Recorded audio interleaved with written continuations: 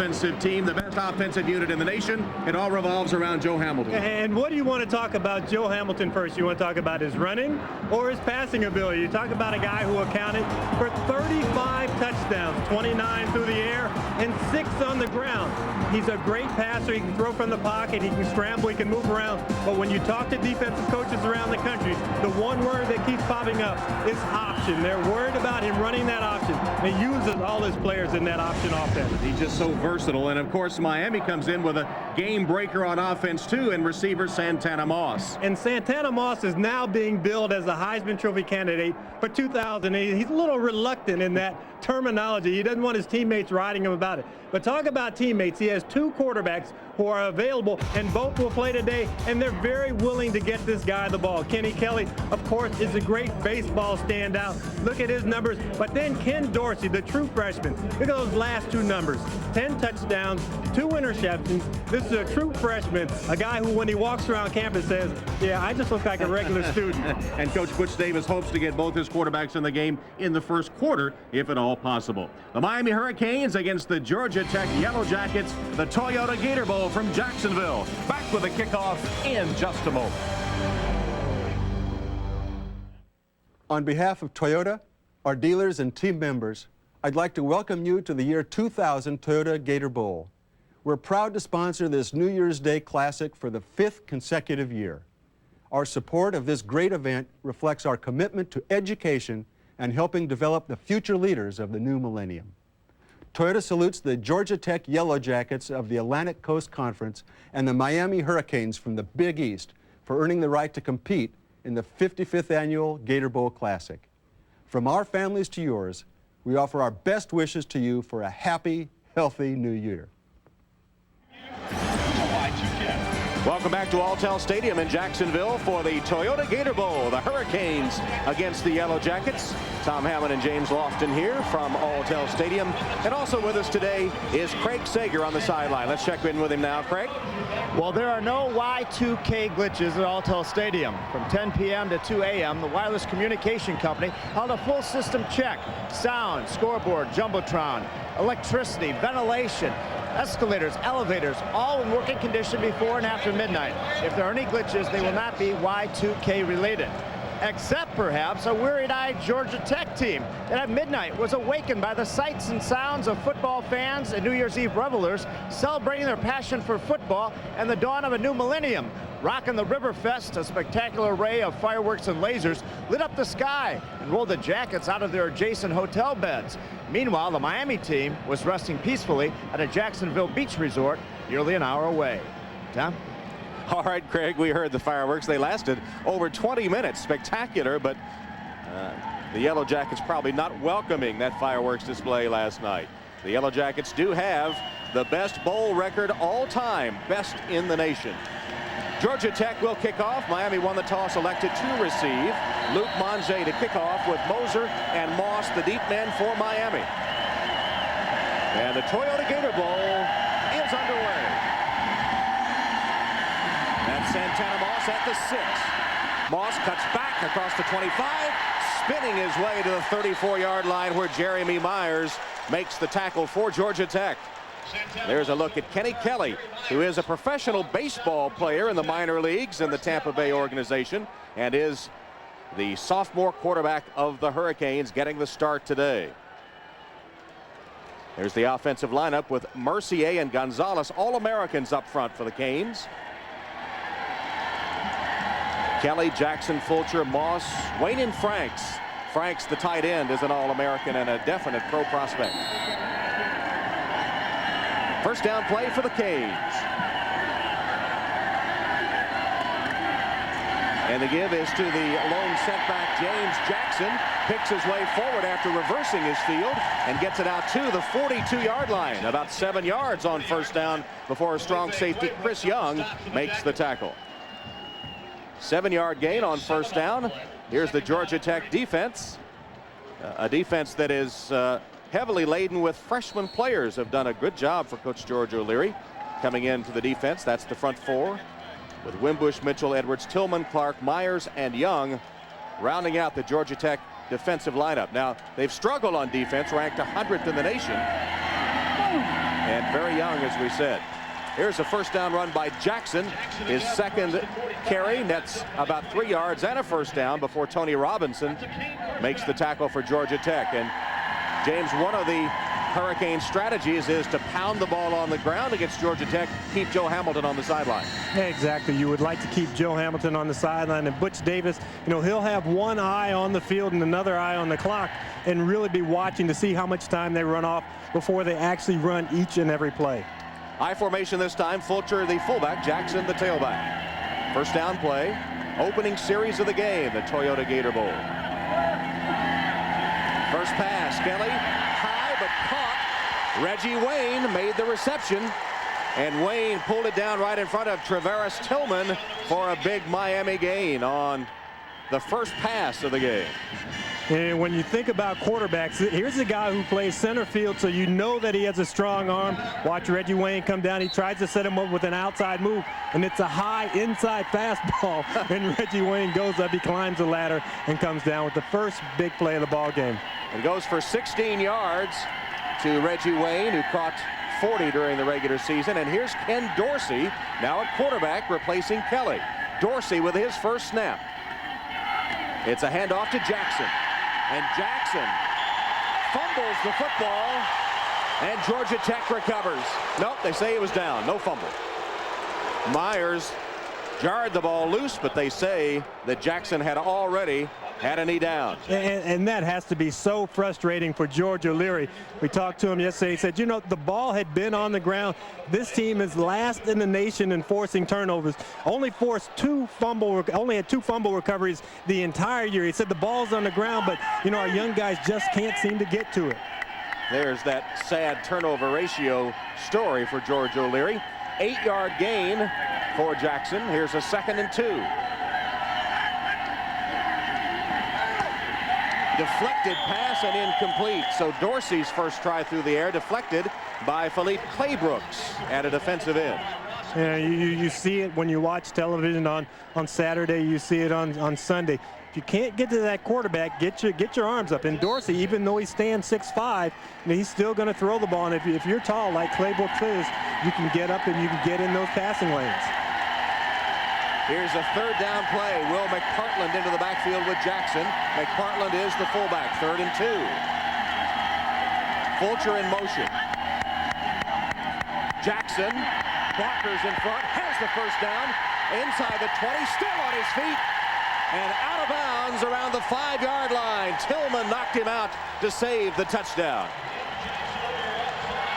And when we talked to James Jackson in our interview room the other day, he came in and he said 210. I said, well, what's that, your weight? He said, no, that's the record for the number of yards gained in the Gator Bowl. Well, we looked it up. It's actually 216. Close enough. So, but that's what he has his eye on, and that really tells you what their game plan is. Seen him run the ball and run it pretty effectively to start here. They'll mark him out of bounds at the 8-yard line. 1st and goal at the 8 for the Canes. Miami excellent on first drives and always a good omen for them. When they do well on the opening drive, they usually win. Dorsey with a handoff to Jackson again, and Jackson for the touchdown.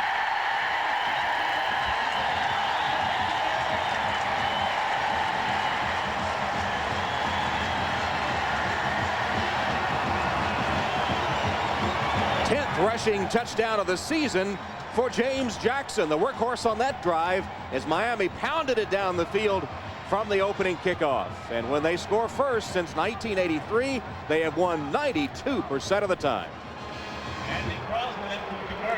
Crosland will attempt the extra point from the hold of Popovich.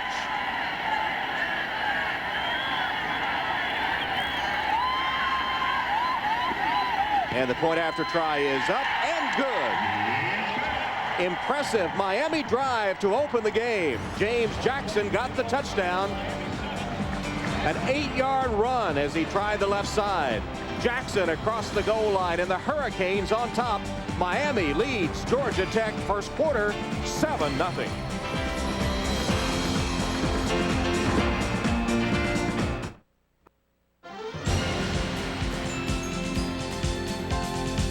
The 2000 Toyota Gator Bowl is brought to you by Toyota. Go for it every day.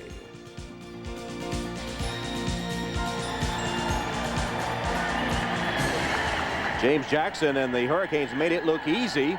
Jackson 5 carries 50 yards on the opening drive of the game as the Hurricanes took just over 2.5 minutes. 7 plays, 67 yards.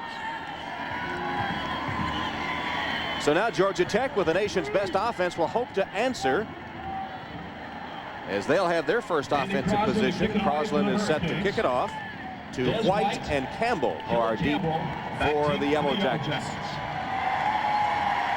What's that do to your offense, James, when you see the opposing team bang, bang, bang, march easily down the field? Well, I don't think it's the first time that Georgia Tech has seen it, but it still is like getting hit in the stomach, and the wind gets knocked out of you. You have to regroup, but, you know, what better guy to regroup behind than Joe Hamilton? Absolutely. Crosland has it teed up and ready to go. There's a look at Joe Hamilton, who will be directing the Tech offense.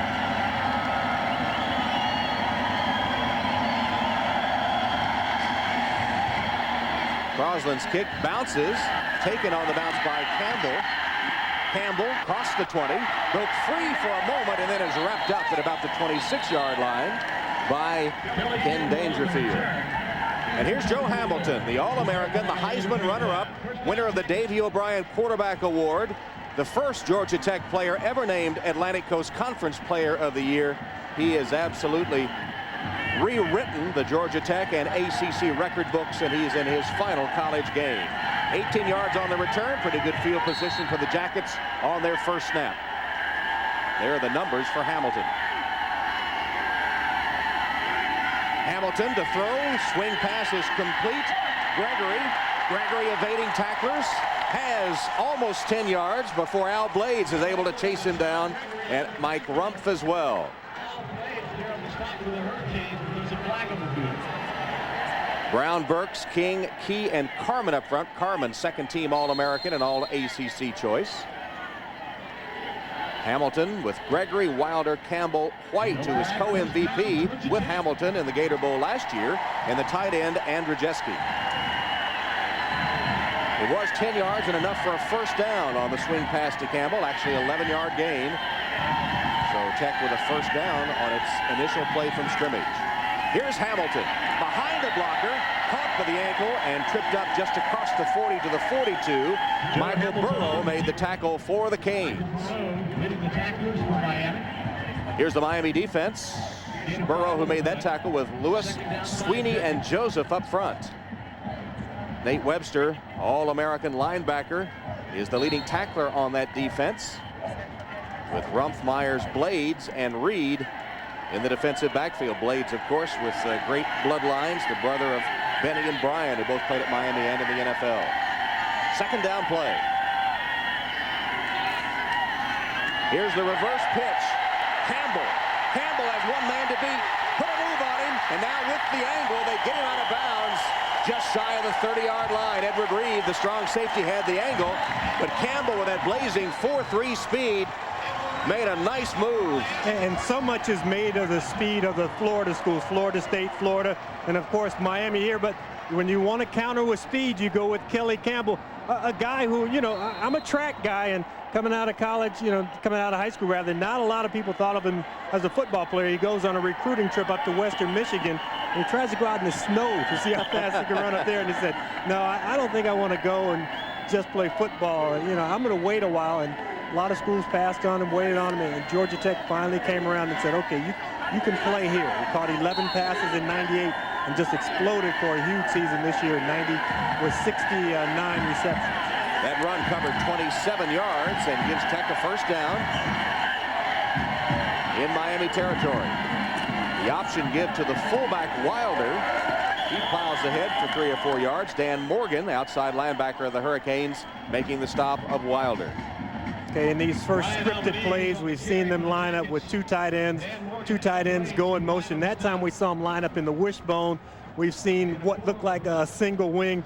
Ralph Friedgen is the offensive coordinator. He wants to throw a lot of wrinkles in at the beginning of the game. They run base plays, but he wants to see how the defense adjusts to their different looks. And they've had a month to prepare, and Miami's had a month to worry. Friedgen, the winner of the Frank Broyles Award, is the top assistant coach in the nation. Hamilton changing the play. O'Leary says he does that sometimes when there's no huddle, about 90% of the time. Has the freedom to do it anytime. Deflected, though, and intercepted by Matt Sweeney. Big Matt Sweeney, the senior from Lafayette, New Jersey, got a paw up to deflect the Hamilton pass and then hauled it in as well and set sail upfield. Of course, Hamilton only 5'10" or less. That's been the big question mark about him. Yeah, and he just makes a nice swim move. You see how high he is. Wouldn't matter if Joe Hamilton was 6'5". That ball is still going to be blocked. So it's not high. And what he does, he just beats Brent Key on the right side, gets in, gets those hands up. And Joe Hamilton talked about what a good athlete he is. Well, we know that he can tackle somebody who weighs almost 300 pounds.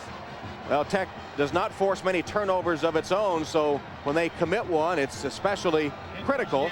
Sweeney also took it for 16 yards on the return. So first down Miami after the turnover, and Dorsey still at quarterback. Play action fake, Dorsey rolling to his right, looking downfield, throwing a bad one, and almost intercepted. It was way short, and Chris Young just about picked it off for Georgia Tech.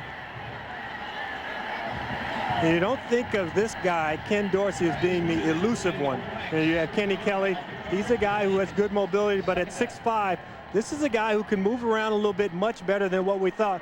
Watch down here at the bottom. You're going to see Reggie Wayne go. He's going to get left, freeze it right there, wide open, but a quarterback in distress does not see well down the field. Dorsey, who completed nearly 62% of his passes during the regular season, is 0 for 2 today. Here's the give to Jackson. This time Tech is ready for him. They hit him at the line of scrimmage and drive him back. No gain on the play. James Jackson, who gained 50 yards on the Canes' opening touchdown drive. Clay Brooks and Robinson, center of the defensive line, put the stop on him that time. And when you talk to Miami, the thing that they wanted to win on first down. They wanted to get in those 2nd and 6, come up with a 2nd and 10. You really don't gain anything. Now you have 3rd and 10 or 3rd and an extremely long 9. And this has to play into the hands of Georgia Tech. This is where Georgia Tech must make its first stop of the ball game. Wayne, King, and Moss, 3 wide receivers in the formation for Dorsey. Dorsey delivers incomplete between his 2 intended receivers. Bubba Franks was one of them, and Andre King appeared to be the other. And you get guys who are kind of tweeners, guys who can play linebacker and end, and Bubba Franks is the security blanket. Well, this time the guy who has a hold of that security blanket is not Linus, it's Nick Rogers. And we talked about a guy who can play both positions. That time he's a defensive end who lines up at linebacker. Well, Nick pulled the blanket out from under, just like Linus would have done, I'll tell you that. And a punting situation as Freddie Capshaw will punt for Miami, and Hester, the deep man for the Jackets. Hester will let it bounce, and it bounds into the end zone for the touchback. So for the Yellow Jackets, no harm done on the turnover. They get the ball back after a 53-yard punt. Miami leads Georgia Tech 7-0.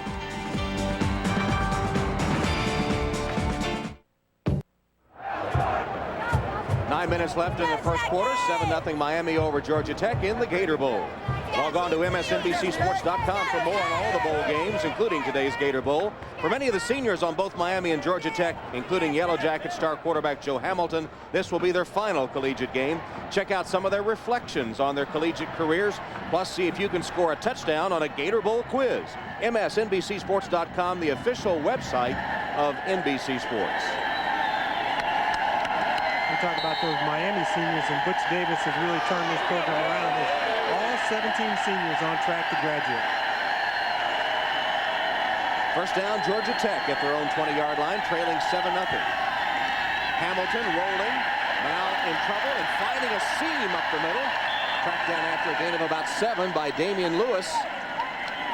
Hamilton is so elusive, looking to pass one way, saw a seam open up the other and scooted right through it. You know, there's so much talk about Joe Hamilton in the next level, and the guy who kind of models himself after is Doug Flutie. Well, I talked to Doug Flutie's offensive coordinator, Joe Pendry.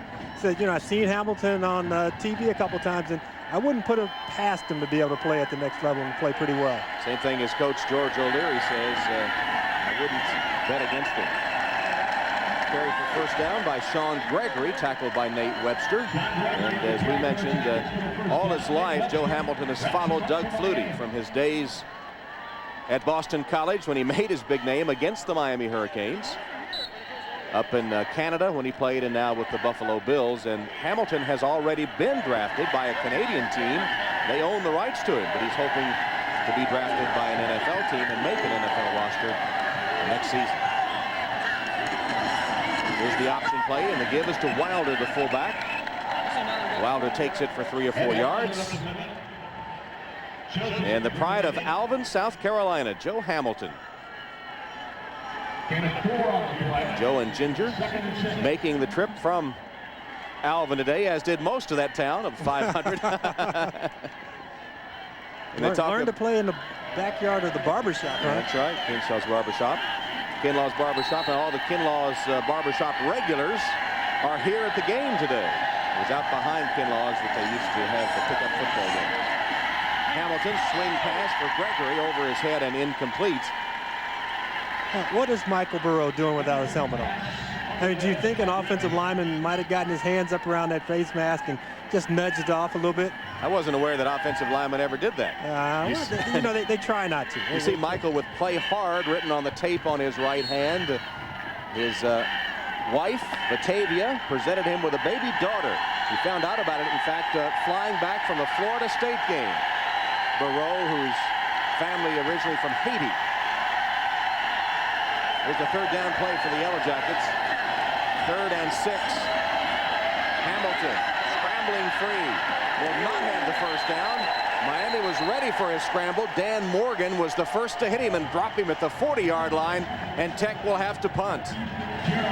One of the things that Joe Hamilton is going to have to get accustomed to with this Miami defense is that they have just as much speed at linebacker as he does. When you look at Dan Morgan and Nate Webster, these guys are going to be able to close in a hurry, and he's going to have to protect himself.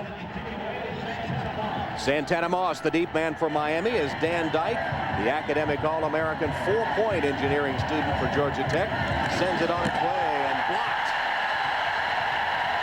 The punt was blocked and taken down at the 19-yard line. Dyke made the saving tackle, but James Lewis broke through to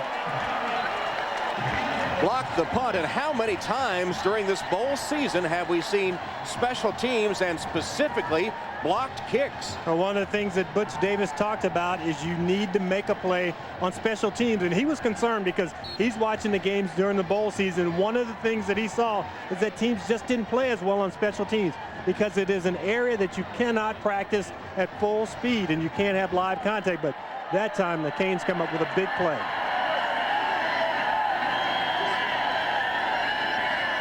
Spot the ball at the 18-yard line. Miami already leading 7-0.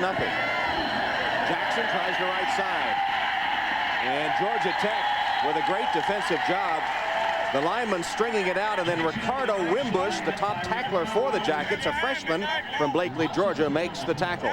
You know, I'm not sure if I like that call so much. You try and spread the offense out, and then you run what amounts to a counter, where the running back starts up, then he's going to be led outside, and it's a wide play, and you've already stretched the team out, and so you just run right back into their strength.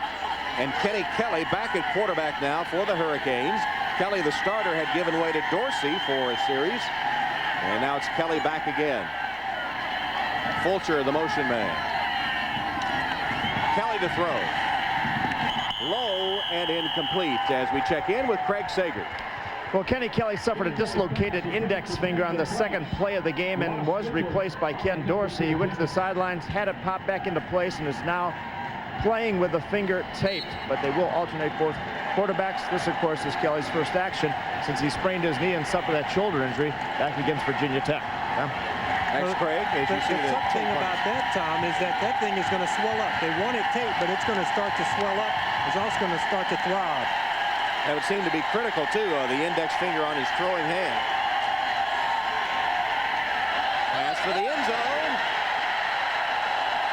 No good, out of bounds. Santana Moss made the reception. Jamar Clark close with him defensively, but ruled out of bounds and not a catch. And in college football, you only need to have 1 foot in bounds. You can also go out of bounds, come back in bounds, and very seldom is Santana Moss going to have the height advantage. He's 5'9", Jamar Clark 5'8". So Andy Crosland will attempt the field goal on 4th down. It'll be a 38-yard attempt. Popovich to hold.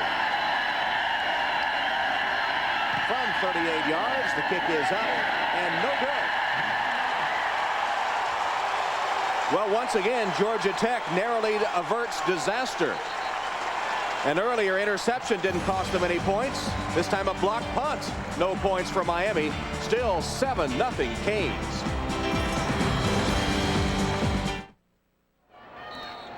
First quarter, Toyota Gator Bowl, 7-0, Miami leading. Over on the sideline, Kelly on the phone. We thought he might be icing that index finger on his right hand, which is dislocated, but not at the moment. As Georgia Tech takes over. Gregory. Sean Gregory. Close to a first down. Blades and Reed on the tackle. And we talked about Joe Hamilton hoping to make professional football next year. Well, Kelly has a decision to make regarding professional baseball. He already plays in the minor leagues. There are his baseball numbers this past season. He said making the throw from center field is a lot easier than making the throws from the pocket. When he was drafted, he had a $450,000 signing bonus in the Tampa Bay organization. Option fake. Hamilton fires. Caught by Kelly Campbell. Leonard Myers had pretty good defense, but Hamilton threaded it in there, and Campbell able to make the grab. He had a Georgia Tech record 64 or 69 receptions in the regular season. Imagine standing at the bottom of the dormitory and trying to throw a ball through a window. And that's what Joe Hamilton does here. He threads it through the window. But I'm watching Kelly Campbell as he comes back to the huddle. He runs past Nate Webster. He and Nate Webster exchanged words before the game. And Nate said, "You've come across the middle, you're going to pay." He said, "Hey, I'll take it." It was Webster that paid that time. He gave up a 28-yard completion. Miami showing blitz on first down. Option play. Hamilton with the keep. Hit hard and dropped at the 35-yard line, as Hamilton kept it on the option. You know, when I watched Georgia Tech warm up in pregame warm-ups, one of the first things the quarterbacks did when they came out on the field is they started practicing the option. Most of the time you think quarterbacks, they come out, they casually play catch. No, they went straight to that option game. And I don't know if it was almost to intimidate Miami, say, hey, look at what we're practicing down here. You better be ready for it. 2nd and 5, 3 wide receivers in this formation. Hamilton now has carried 4 times, 21 yards. Draw play, Gregory. Sean Gregory to the 29-yard line, and a Tech first down, tripped up there by Dan Morgan. Gregory started the season as Tech's number 3 back, but has become their leading rusher, getting the opportunity because of injuries. And the one thing that Bill O'Brien, the running back coach, says about this kid is that he runs hard. And granted, all running backs are supposed to run hard, but he's a guy who squares his shoulders. He makes sure that he gets upfield. And you know what? He got in the end zone 13 times. So here's a guy who, when he gets close, he knows how to get in. First down, Georgia Tech, trailing 7-0, first quarter, Toyota Gator Bowl. Again, option, fullback, Wilder. Stacked up after a gain of 2 or 3 yards. Morgan and Webster in the middle of the defense. Nate Webster, who is the heart and soul of that defense, the junior from Miami, All-American for the 2nd time All-Big East, had 150 tackles during the regular season, and also led them in interceptions. Had a Miami linebacker record 4 interceptions this season. You know, he's listed at 6 feet tall. He's really about 5'10", and I just believe he's so short that most quarterbacks can't see him, but he's eye level with Joe Hamilton, so he'll know where he is today. 2nd and 8. Hamilton, quick toss, complete, and then dropped by Gregory. Looked like he had it as he turned upfield. The ball came free and an incomplete pass. It'll set up a 3rd and long for Georgia Tech. And Joe Hamilton got that ball out quickly. He's trying to get it in the hands of Gregory. Gregory's just leaning upfield just a little too much. Ball goes right off his hands. I mean, they have a big play there because you can see Blades, the safety, who comes up, and he's in the chase position. Yep. So Gregory turns this ball, gets those shoulder squares, and they got another 10, 15 yards. Third and long, and the Jackets are 0 for 2 on third down conversions. Ball at the 27 of the Miami Hurricanes. And O'Leary said that this was the best part of Miami's defense, their third down package. From the shotgun, low snap. Hamilton picks it up. Lofts it for the end zone over the head of his intended receiver, Kelly Campbell, and incomplete. Chris Campbell putting the pressure on Hamilton that time, and it'll be fourth down. So far, the Hurricanes have done a pretty good job against the nation's best offense. Georgia Tech comes in averaging 509 yards a game, tops in college football, and second, trailing only Virginia Tech in scoring, putting up nearly 41 points a game. Manje to attempt a field goal. Puts it up, and it is no good. About a 45-yard field goal, no good.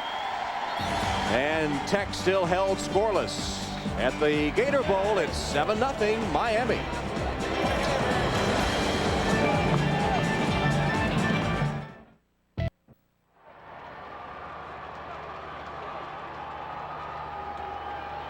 (7-0) Miami, leading Georgia Tech in the first quarter. And Luke Manje, I talked to him before the ball game, and he said 45 yards is about where you just make normal kicks, but you cannot make a normal kick when the guys break through, because you're supposed to watch that ball, but believe me, you have great peripheral vision, and he sees big number 93 Michael Burrow breaking through, and Manje, set a scoring record, but when that guy winds up in your peripheral, it distracts you quite a bit.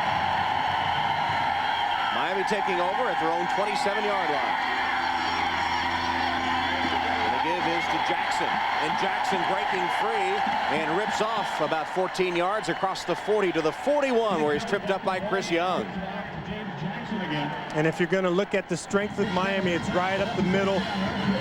It's Tony Wise, nice double team block, and he really doesn't get touched until he gets to Myers, the free safety.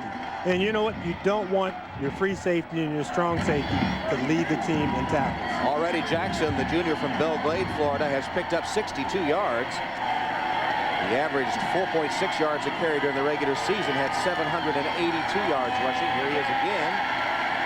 Managed to evade the initial hit and fall forward for a couple of yards.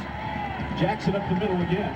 Jackson played only 9 games. He missed 3 games with a right knee injury. He already ranks 5th in Miami career rushing with over 1,900 yards, and closing in on 2,000 yards with his performance today. And he has a decision to make, I guess, James. And because he's a 4th-year junior, and I think he looks at the success that Adrian James has, and they also have a guy by the name of Najee Davenport who won out the first game of the year, and he's due back next year, and he really would occupy the starting job.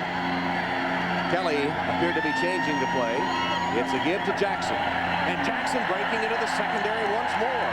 Across midfield into Georgia Tech territory, where Chris Young, the strong safety, once again forced to make the tackle. Now, that's not unusual for Young, who was second on the team in tackles with 89 during the season. And what did Young tell us? He said when a running back has his shoulders square and he's heading upfield just like this, he said, you just try and make the tackle. You can't go for the big knockout blow then. But when that guy's coming off of another guy, maybe then you can go for a big cleanup tackle. Young with a tackle of Miami's number 21. Why is that significant? Well, we found out yesterday Chris Young is from Blackjack, Georgia. He had 21 that time. Play action fake. Kelly's pass on target. Complete to Moss. Santana Moss using his blockers to the sideline and caught from behind at the 18-yard line once again by Chris Young. Andre King giving Moss a block after he made the catch, and another Miami big play. And you talk about Santana Moss, and he's one of those rare players that you kind of hold your breath when he gets the ball. And if you're standing watching it from the sideline or you're sitting in the stands, because you know that the best happens after he gets the balls in his hands.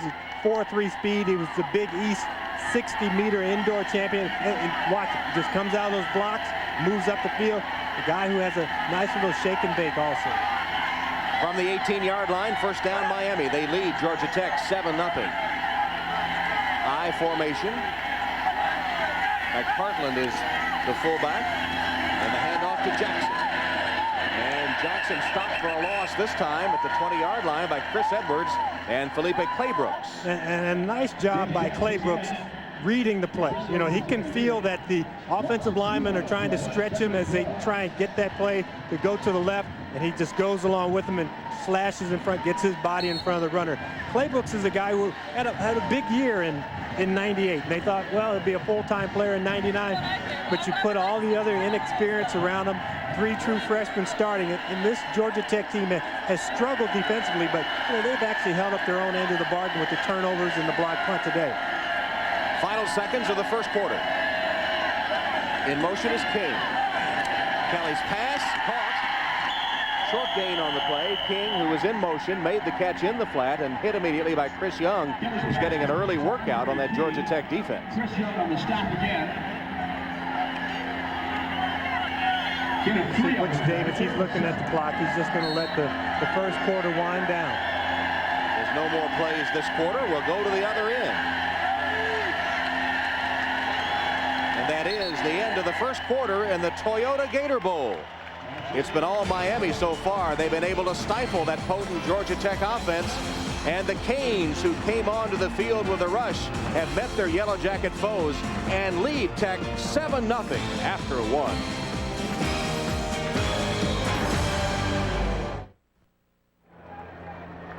Tom Hammond, James Lofton, Craig Sager ready to start the second quarter at the Gator Bowl. The first quarter belonged to Jackson, James Jackson. And I got the calculator out. This guy, 11 carries, 71 yards. A lot of these yards are untouched. There you see him get bumped out of bounds.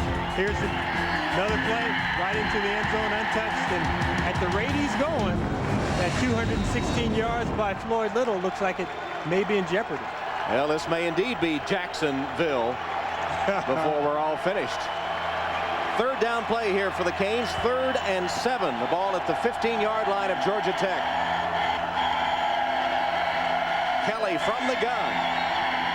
Short pass crossing across the middle and touchdown Miami. Andre King.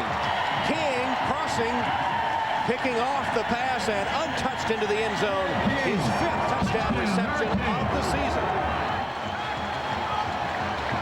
We've talked about baseball and Kenny Kelly. Well, baseball and Andre King go together. King spent 4 years in the minors, actually 5 seasons, and then decided to come back to college. He's a 25-year-old junior, and they call him Uncle Andre and Grandpa Andre. And met with his receiver coach Curtis Johnson and talked to the guys, and they said that, you know, Andre and I were born in the same year. It's not quite true. And ironically, he was drafted by Atlanta for baseball, the home of the Georgia Institute of Technology. Crosland's extra point is good. And here's the touchdown pass. And he gets big Bubba Franks running up the field, and Tillman has to come under Bubba Franks, and Bubba Franks is a big enough guy that takes you about a day and a half to run around him. But, you know, these passes don't look tough to throw, but when you have a guy that wide open, you know that the end result is going to be 6 points. Throw that ball accurately. King never breaks stride. Kelly and King together. You know, that could be maybe a double play combination, but that time it's worth 6 points. Kenny Kelly has hit 4 of his 6 passes here in the first half, 66 yards, and that touchdown, despite dislocating the index finger on his right hand in the first quarter. You know, we were talking about Kenny Kelly earlier and his decision making. I asked Andre King about it, and Andre said, you know, when I got drafted, I gave myself 4 years. And I said, if I can't make it into the majors in 4 years, I'll have to make another decision. He's a business management major. You know, he didn't get as big a signing bonus as Kenny Kelly, but he's also going to school, and his schooling is being paid by the baseball trust, by Major League Baseball. Crosland ready to kick off for Miami. And Des White, Scully Campbell, the deep men for Georgia Tech, and that powerful Georgia Tech offense. It's about time for them to get in gear if the Jackets have a chance to win the game. Taken by Campbell, and he's going to bring it out.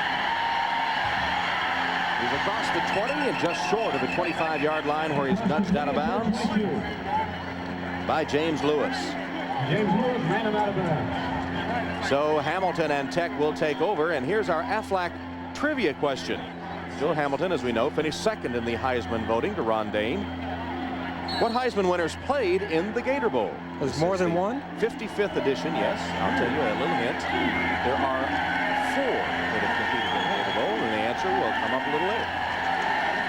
Meanwhile, Georgia Tech looking for an answer to the Miami defense. Hamilton throws on first down, wide open. And the catch made. Andrzejewski, the tight end, was all alone. Edward Reed finally tracked him down, but it's a gain of about 14 yards, and it will be a Georgia Tech first down. Tight ends fall into two categories. There are those who are great blockers and those who are great receivers. And Andrzejewski, I think, has good hands, but I wouldn't call him a great receiver. I saw him lumbering down the field that time. he blocks well, blocks in that option. He's not a Bubba Franks, but when you get that ball close to him, he's going to catch it, and he's going to make us pronounce that name. 6'2", 240. That was his 7th reception of the season. He only had 4 last season. First down play, spot the ball at the Tech 38.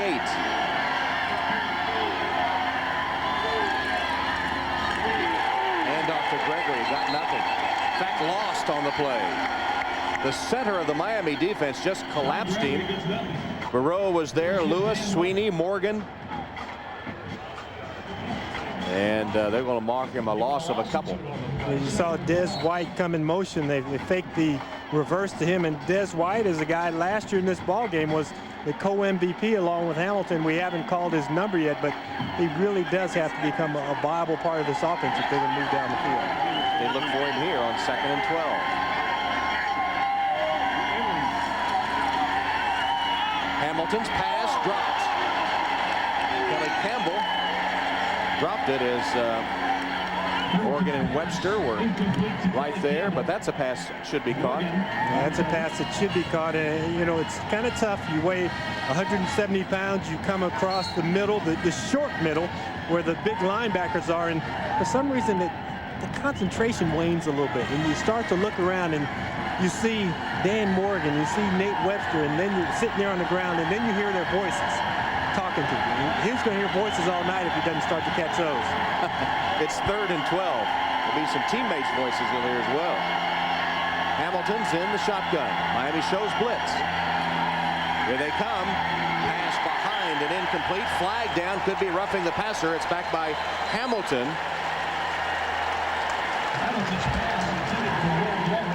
You got roughing on Nate Webster. And in the rule in college is a little more liberal, but not that liberal. Roughing the passer. These officials are from the Mountain West Conference. 15-yard penalty. Bill McCabe. Automatic first down. You mentioned that they're from the Mountain West. I talked to Bill McCabe before the game. And he's just glad that it's nice weather. In the Mountain West, you know, this time of year you get a little snow on the ground, a little chilly, but he's down here working on his tan today. Well, there was the penalty on Webster, which bails out Georgia Tech. They were going to have to punt. Instead, the ball is advanced into Miami territory to the Kane 49-yard line. And that will go because of penalty as Tech's first 3rd down conversion.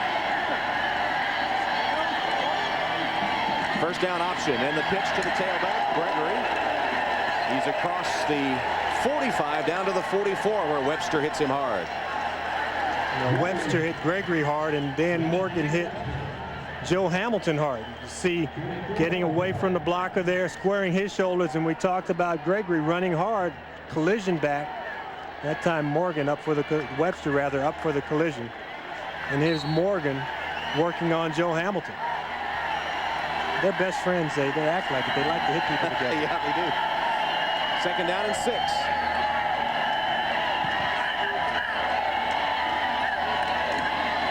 Gregory cutting back. Got a couple of tough yards. I get the idea they're not going to be able to run on the center of that Miami defense much. Yeah, but you know what? You still have to pound there because that is really what sets up your play action passing. And if you're running there, you're getting 3 and 4 yards.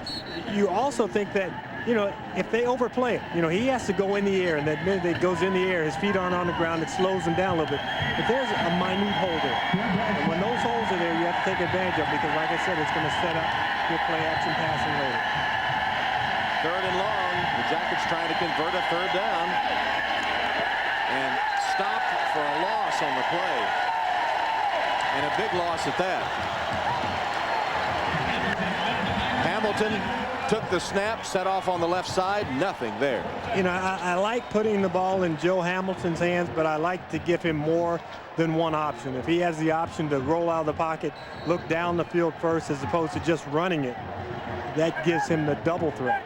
Edward Reed, a strong safety, making the play for Miami. It's Dyke. Punts. Short punt. Down by Tech at about the 26-yard line. So things not going well for Tech. Meanwhile, Miami looking good.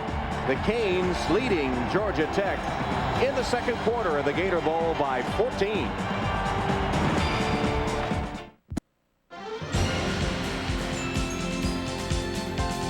The 2000 Toyota Gator Bowl is brought to you by HP, a company of inventors in Silicon Valley.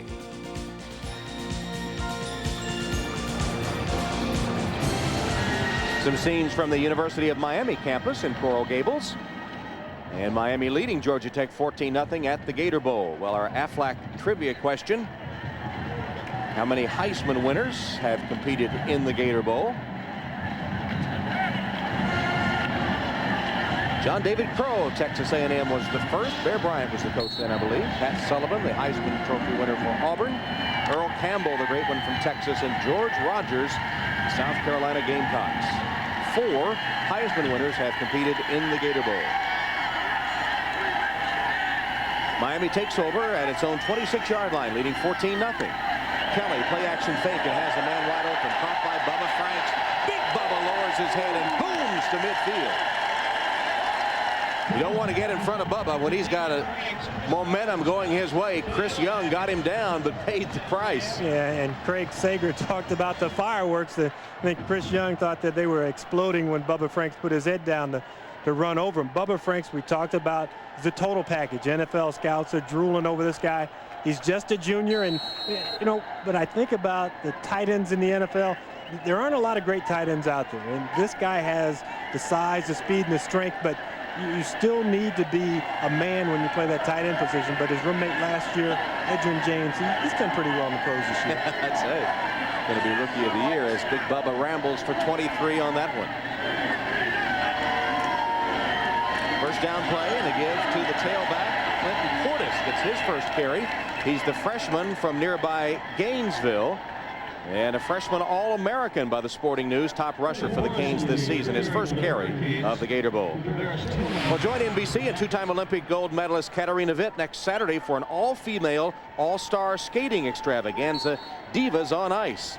In addition to Katarina, 1998 Olympic gold medalist Tara Lipinski, silver medalist Rosalind Sumners dazzle you as they skate to live performances by Grammy winner Monica and pop star Jessica Simpson. Divas on Ice next Saturday at 4 Eastern on NBC.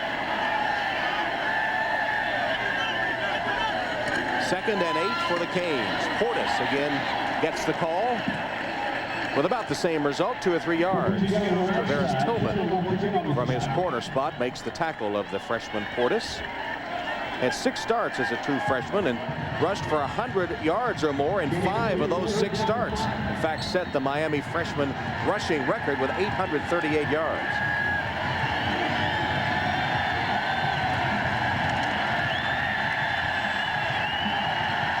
Third down and 5 for Miami. Tech in desperate need of a defensive stop, trailing 14-0.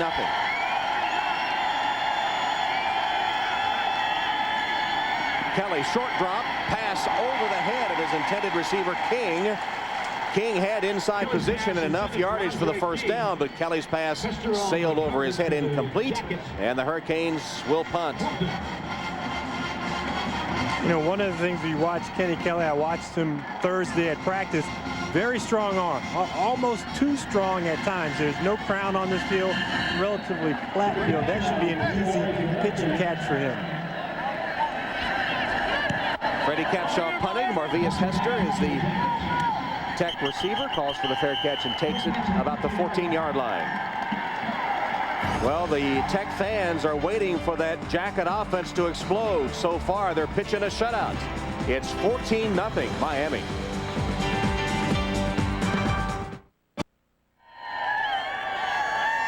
Miami blanking the powerful offense of Georgia Tech and Ralph Friedgen so far in the game. He's scanning that play sheet. He's got hundreds of combinations between plays and formations. He's got to try and find something that's going to work for him.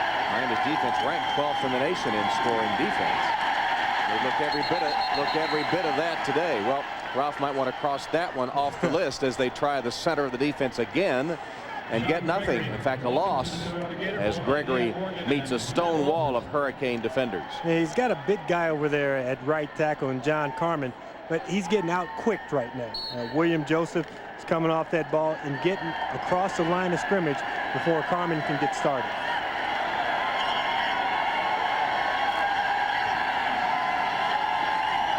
On second down, Hamilton fakes, rolls, fires, dropped. And Rajewski, that may be why he doesn't get many balls thrown his way. And you know what, when you get behind and you're struggling, things start to add up. You had the drop by Gregory earlier and subsequently missed a long field goal. Here you have a chance to get in a decent third down situation, maybe a 3rd and 3 or 4. And now you're at 3rd and 10 and a ball that just goes in and out of his hands. You know, have to make those plays. 3rd and long for the Jackets. They've struggled on 3rd down today. The only conversion coming by way of a Miami penalty. Hamilton changing the play in the shotgun. Flags will stop that one. That usually means movement on the offensive front. Prior to the snap, false start, offense, 5-yard penalty, remains 3rd down. Update you on some other bowl games there, with Georgia leading Purdue in a SEC Big Ten matchup.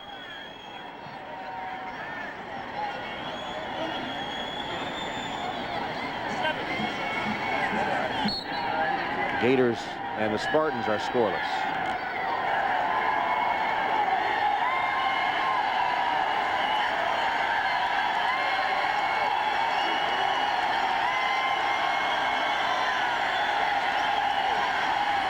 Hamilton with plenty of time.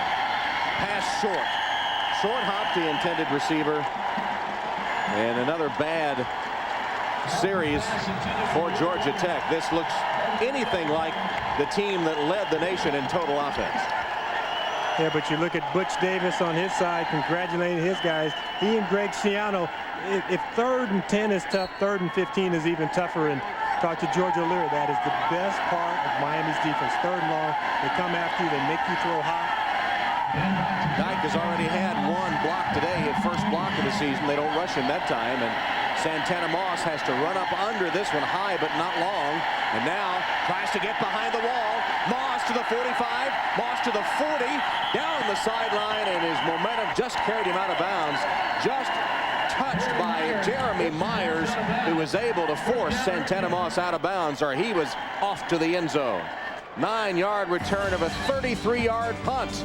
It's been all Miami so far in the 55th Toyota Gator Bowl.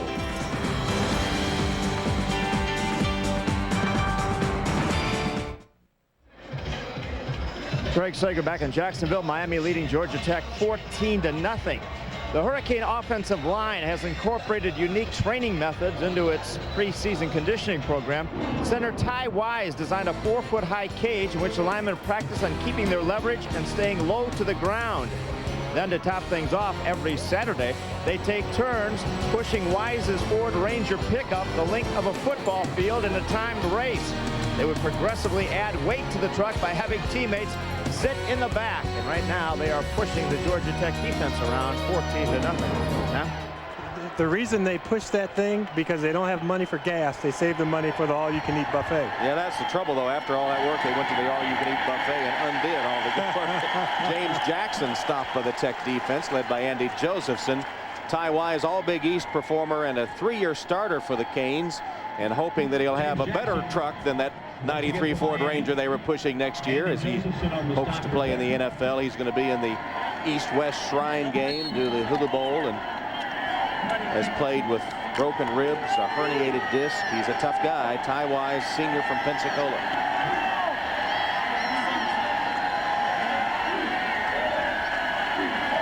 Second down and 14 after Jackson lost on the first down carry. Play action fake. Ken Dorsey at quarterback, and mix up his receivers. That one not even close. Reggie Wayne. Dorsey's pass intended for Reggie Wayne. Closest to it. So there's Tillman on the cover. And you know, it's funny, you think of receivers having to adjust to different quarterbacks. And Ty Wise, you know, he has to snap to two different guys. One guy who's, you know, about 6'2", the other guy who's 6'5". He said that the one thing about them, you know, the cadences are a little different, but neither one of the guys is a rah-rah guy. They just come in, they do the job. You know, they said the first time they looked at Ken Dorsey in the huddle, you know, they looked at that fresh face and said, you know, is he old enough to lead us? But Dorsey said, you know, that was the one thing I wanted to do. I wanted to get the players' respect, and he earned that in those 3 ball games he started. So the freshman phenom Dorsey, as you saw, 0 for 4, looking for his first completion here on 3rd and long. Pressure, sets up a screen pass, but that play whistled dead. And then another penalty flag down, and it'll be a personal foul against apparently Clay Brooks of Georgia Tech after the play had been whistled dead.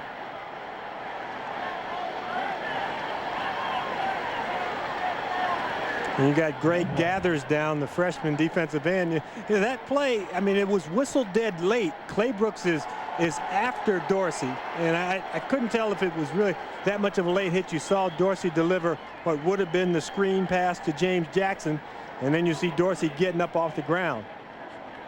That's a pretty tough, well, maybe the throwing down is what they call it, is the personal foul, and that's legit. But tough to hear that whistle because it was delay of game. And there's Gathers at the bottom of that. And almost looks like their face mask got tangled up there for a minute, but that wouldn't have kept Gathers down afterwards. And here you see the mark off against Georgia Tech, and you know, you just look at the little things that they've done wrong in this ball game. They had the interception, they had the block punt, and all those things where when you don't create turnovers, it also allows Miami to operate on a short field. Here they would have had them in a nice 3rd down situation. Miami ends up 1st and 10 on their own 27-yard line. That's a pretty bonehead play by Clay Brooks, an academic All-ACC. Jackson dodging tacklers and spinning to the 22-yard line. Jamar Clark finally gets him down for good there. You know, you look at good running backs in college and guys who have exceptional lines. Here Jackson, he has to make a move, makes that one move in the hole. Then he makes a guy who's a good tackler, Chris Young, miss in the open field. So, you know, I mean, this guy has some elements, but I think the biggest concern for him is playing time and how much of it he would get next year if he returns.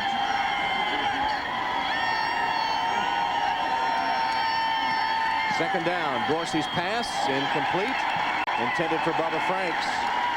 Ross Mitchell, the linebacker, defending him. And Dorsey still has not completed a pass. Now what did Bubba Franks tell us about Dorsey? He said Dorsey has a little more touch on his ball. Kenny Kelly has a little more zip. And, you know, I think Bubba thinks that Kenny Kelly actually is a pitcher because he said he throws that ball hard and then it starts to curve. And I didn't want to tell him he was an outfielder because Bubba outweighs me by about 60 or 70 pounds. Dorsey's 0 for 5. Kelly is 5 of 8 in a touchdown today. And Butch Davis said he'd play the guy who has the hot hand. I think the guy with the hot hand and the bad finger is on the sideline.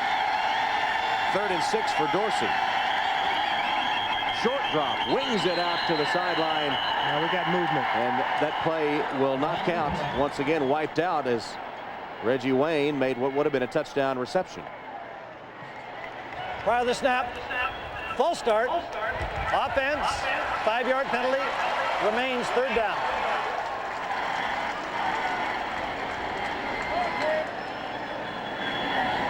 And even if I'm the defensive back and I hear that whistle blow, I don't think I let the wide receiver run past me. No. Into the end zone, catch a touchdown. Penalties fairly even. That last one against Miami, though, nullified what could have been a score. Instead, makes it 3rd and 11.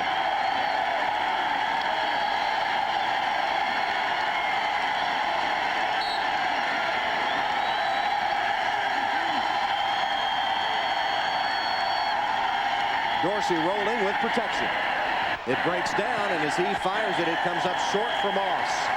Santana Moss on the sideline, pass short as Clay Brooks once again was bearing down on Dorsey. Had time initially, And then Claybrooks able to break through and put on the pressure. And Claybrooks has been a force. You know, granted, he gave him the first down, a new set of downs, but he breaks free and it gets that right on. And I always think that a quarterback is going to hurt his shoulder, or his AC or rotator cuff or whatever's up there. He's going to hurt his arm when he gets hit like that. Crosland will attempt a 46-yard field goal. It's a fake.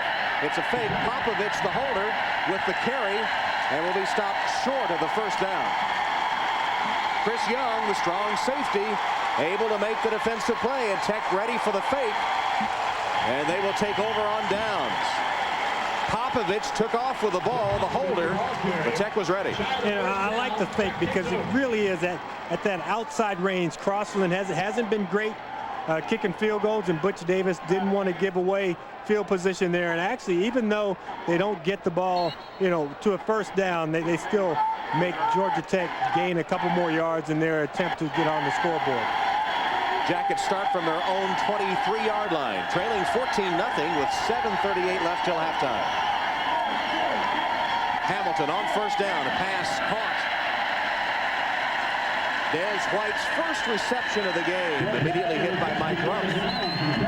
9-yard gain on White's first catch. You know, we talked about Des White and Kelly Campbell. Des White, last year's MVP, 6'1". He's listed at 219 pounds. And I always see a figure like that, and I'm kind of suspicious. When I went out to practice Thursday, this guy's well put together. He said, well, 219 is the most I've ever weighed. I only weigh about 216 right now. From nearby Orange Park, Florida, in fact, went to the Bowles School, the practice field where the Yellow Jackets worked out prior to the Gator Bowl. Webster and Blade stopping Gregory on that carry. You know, we've seen a lot of two wide receiver sets, and part of that reason might be Kerry Watkins, number 9, last regular season game of the year against Georgia. He gets into a scuffle with a big defensive lineman, and he's actually suspended for the first half of play in this ballgame, so he won't be available until the second half. Georgia Tech able to pick up the first down. Here's the option, and the pitch, fumble, and the ball's loose. Gregory fumbled the pitch. And I want to say Hamilton. Joe Hamilton got back on it. It is indeed the quick Joe Hamilton able to recover the fumble. William Joseph knocked the ball free. You know, that doesn't go down as a big play. You know, it goes down as a fumble, and then you see the fumble recovery by Joe Hamilton. But that play right there keeps a quick scoring opportunity away from Miami. Now, talked about second and long and third and long. That is when Miami's at its best, because what it does, likes to blitz, make you throw hot. When you throw hot, you usually can beat a 5 or 6 yard route. They don't want to just sit back there and let them throw deep. George O'Leary said he wanted Hamilton to go out the way he deserved with a win, and that pass high and incomplete, and Georgia Tech just is flat in this first half. Their offense is not sharp, dropping the ball, dropping passes off target, fumbled on the pitch, which was right in his hands. They just are not sharp and ready to play to open this game. And you can see the frustration level on George O'Leary's face. So the one thing about Joe Hamilton is this guy's a competitor. It doesn't matter what it is. That's his chief component, the thing that really separates him from the normal quarterbacks. He likes to compete. He's in over his head today so far. Third down and 16. That lone conversion was a result of a penalty. Hamilton can't get it done that way. Back to the line of scrimmage, and then a late flag comes in. Justifiably, too. He's on the ground, and he comes in with the helmet and the shoulder pads and kind of giving him a little extra forearm. It's a dead ball foul. That'll be 15 yards.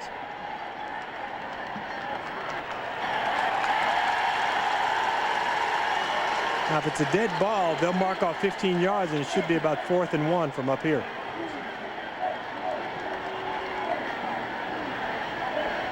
See Joe Hamilton stumbling. He's all the way on the ground, and Popovich, the guy who ran the fake field goal, is the guy who comes in late.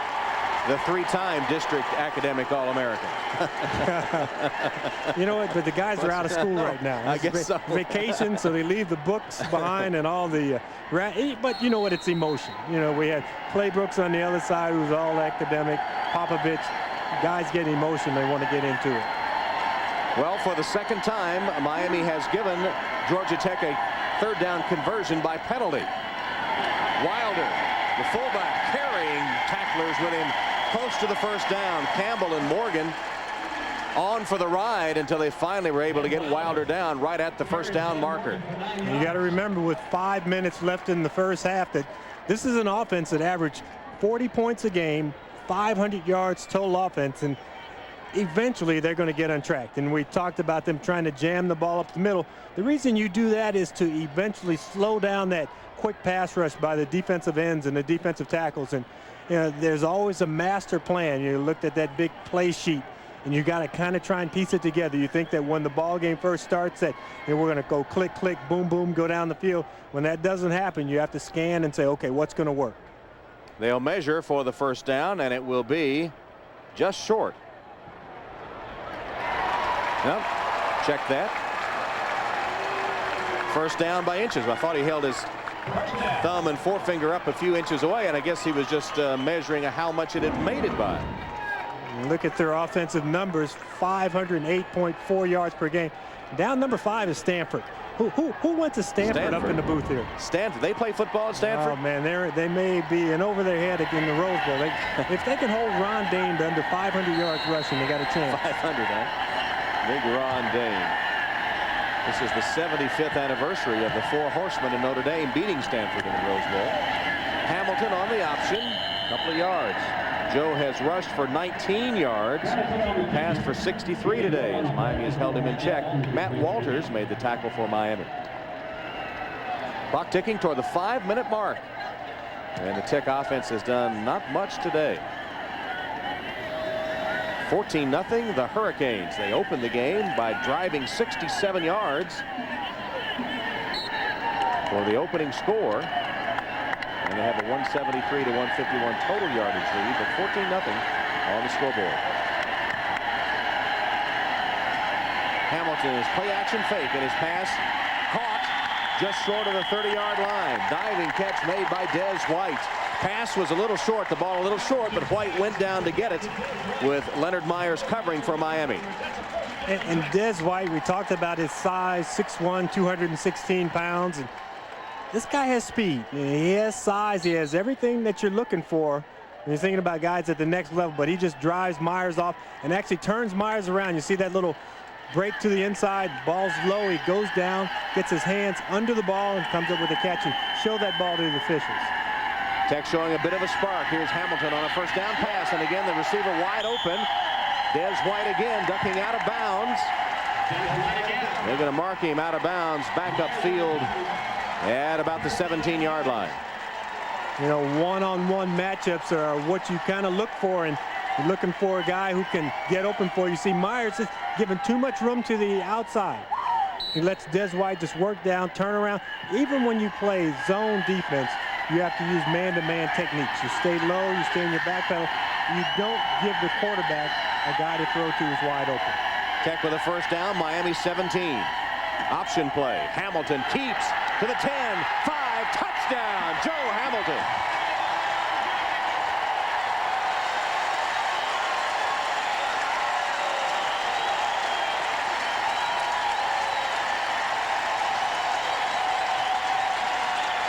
Seventh rushing touchdown of the season for Joe Hamilton.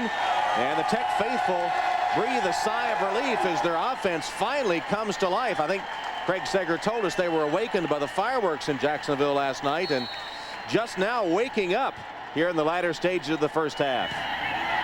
Monge's extra point is up and through, and Georgia Tech with 4:12 left till halftime finally has scored. But you pound the middle, everyone collapses in the middle. Joe Hamilton appears out of the pile, and magically they have 7 points on the scoreboard. And they have cut the Miami lead in half at the Gator Bowl. Craig Sager back in Jacksonville with the nation's #1 offense has finally come alive. But this match of teams and offense is no comparison to the one in 1916. The most lopsided game of all time. Georgia Tech lit up the scoreboard for 222 points. Now the Georgia Tech baseball team had been beaten by Cumberland 22-0. And Tech coach John Heisman was building a national force, howled for revenge. He got it. There were no punts in the game, but he was so upset with the lack of competition. After the game, he blew his whistle and put Georgia Tech through a grueling half-hour scrimmage. Tom? Ouch. Back to receive with the Hurricanes. 2:22-0, and then you got to go and practice. Not a first down in that game. 32 touchdowns. They even shortened the quarters. They only played about 45 minutes. After 3 quarters, it was 180-0. At least I didn't have to watch film back then. Kickoff, bounce, taken by Aaron Moser. Moser upended at the 20-yard line. Beautiful special teams coverage by Georgia Tech. That was Kelly Rhino that made the form tackle after a 12-yard return. They say he's the smallest guy on the team, but one of the biggest hitters, special team guy, and got a nice lineage for playing for Georgia Tech, doesn't he? And Dorsey will return at quarterback, which is kind of a surprise, James, don't you think? Here's that Rhino hit.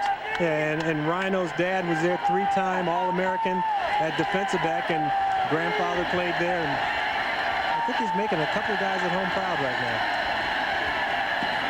Jackson used his blockers well. Went across the 25 to about the 26 or 7-yard line. Miami has looked good, James, but you know, some missed opportunities. They've had the ball 4 times inside the 40 and gotten the 2 touchdowns, but they had a couple of other opportunities and didn't even get a field goal. Yeah, they've looked good, but I'm surprised that Ken Dorsey's in the game, because we were told by Butch Davis, I'll play the guy with the hot hand. I said the guy with the hot hand and the bad finger is Kenny Kelly. Ken Dorsey has yet to complete a pass. Remember, Kelly dislocated his index finger on his right hand in the first quarter, and maybe it's begun to swell or bother him. On the draw play, Portis has some room. Portis is down the sideline. Portis to the 10, and Portis will score. Clinton Portis threatening the Gator Bowl record. 73 yards, a new Gator Bowl record.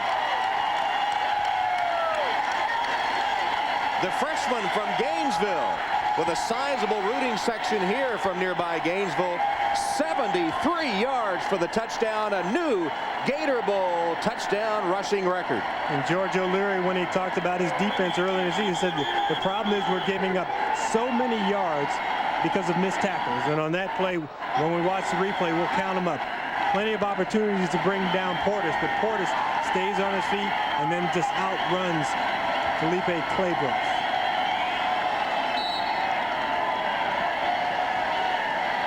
And now Crosland for the extra point. Georgia Tech was supposed to be the quick strike offense, and as quickly as that, Miami comes right back with a score of their own, and the extra point is good. Clinton Portis, the freshman, electrifying the crowd with a 73-yard jaunt. We talked about the missed opportunities. There's one, he bounces off a tackle, misses one, that's 2 and 3, and then you'll see Claybrooks come in the picture, but there's no comparison between a guy who weighs 265 pounds and a guy who's a former high school track and field standout. Here you'll see it at regular speed. And for Clinton Portis, regular speed is 4.3 in the 40, and a little bit of cheering going on from the Cane faithful. At Gainesville High School, Portis was on the state record 4x100 meter relay team and the state champion 4x400. And he shows the ability to break some tackles as well. Recruited by many schools as a defensive back, Miami promised him he could play running back, and he cast his lot with the Canes, and they have such great depth at running back. In fact, Jarrett Payton, son of the great Walter Payton, is also a Miami running back who's been nursing a bit of an injury, but hoping to be able to play today. He said he's about 85%. And now wearing his dad, he started at number 32 and now has adopted his dad's number 34. So wow, just when it looked like Tech had gotten on track, Miami answers right back. Hey, the only thing, they might have left too much time on the clock for Joe Hamilton. Crosland's kickoff taken into the end zone. Campbell comes out with it. Spins away from the first man and takes it to the sideline. Puts on another move, crosses the 20, hauled down at the 25-yard line by Philip Buchanan. To the 25-yard line. Philip Buchanan runs him out of bounds. So Joe Hamilton and the Tech offense back on the field. As we remind you, up next, join NBC and Tiger Woods for live coverage of the Williams World Challenge. Tune in as 12 of the best golfers in the world, including Tiger, Garcia, Duvall, and more, compete for $3.5 million in prize money.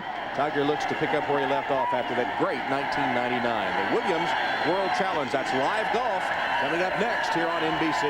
Tiger said if he won, he'd donate that $1 million to his charity. Hamilton keeping and netting a yard or two before he's wrapped up by Al Blades as we send it down to Craig Sager. Craig?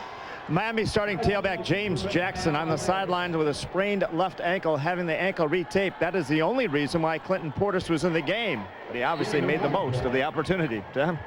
Funny how well those ankles can get to when a guy runs 73 yards when you're a replacement. Jackson thinking that was my 73. I needed those 73 yards. Hamilton's pass is short and incomplete, intended for Des White. Leonard Myers defending on the play as Jackson gets his ankle taped.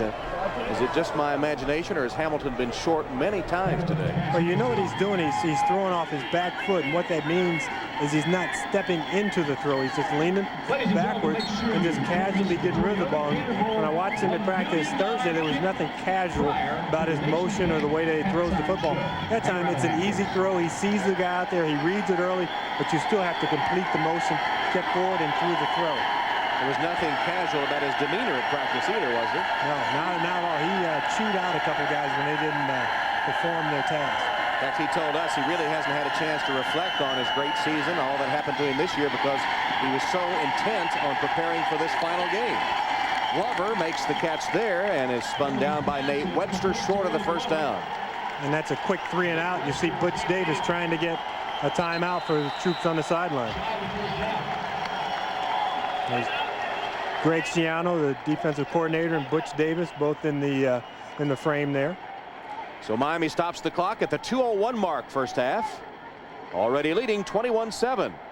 Another 3 and out for Georgia Tech after that last touchdown drive when it looked like they'd found their rhythm.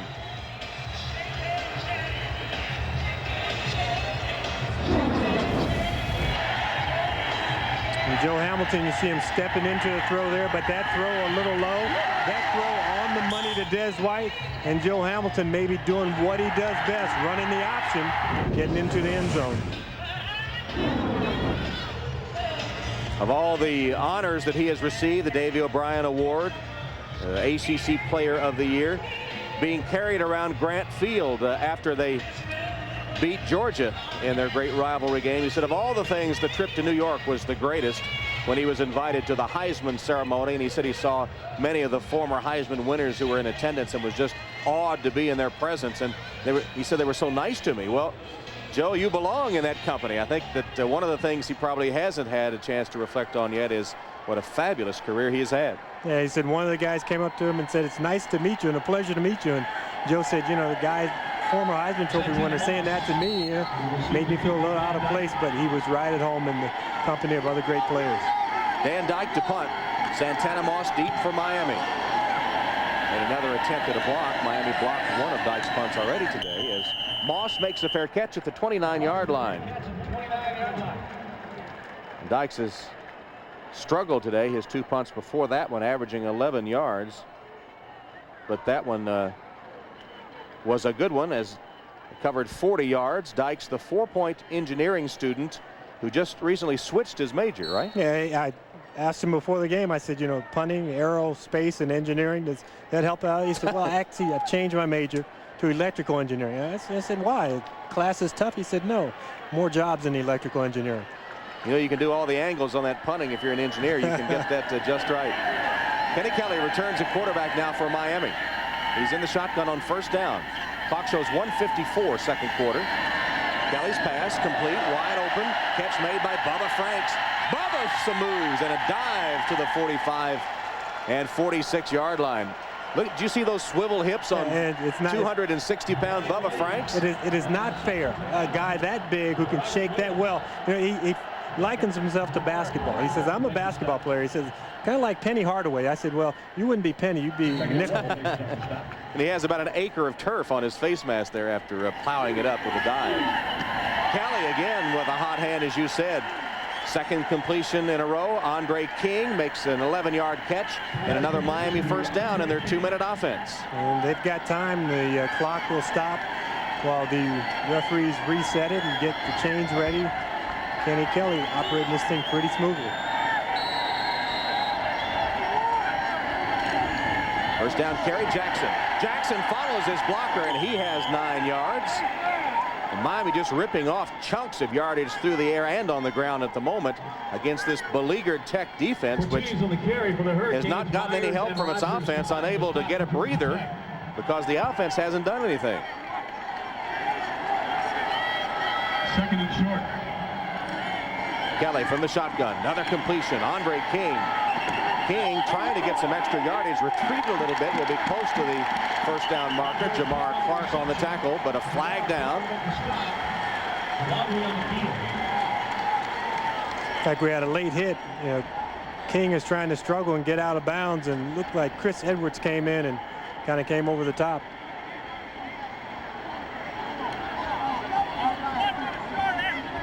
Personal foul against the Jackets. You know, when you're just struggling to stop people, guys are trying to make plays, they're hustling, they're flying to the football. You see Jamar Clark has them, and actually it's Tillman who comes over. I mean, not a big hit. That doesn't hurt him, but it's a call that the officials have to make. Tavares Tillman, who was on the golf team at Toombs County High School. I was impressed when I read it, but when I asked him about it, what did he say? He broke 100 once? Now, it must not have been a very good golf team if you can letter by breaking 100. From Lyons, Georgia, which is in Vidalia onion country, where they grow the famous Vidalia onions. He said he doesn't eat them. And Sun America halftime reports. Hannah has an interview with Tiger Woods, and we'll bring you up to date on all the bowl games in progress on this first day of the year 2000. Still can't get used to that. The year 2000.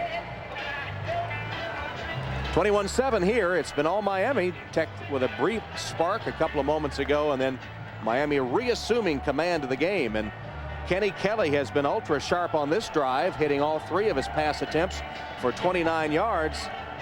As Butch Davis went to Ken Dorsey for a couple of series, puts Kelly back in and gets an immediate dividend.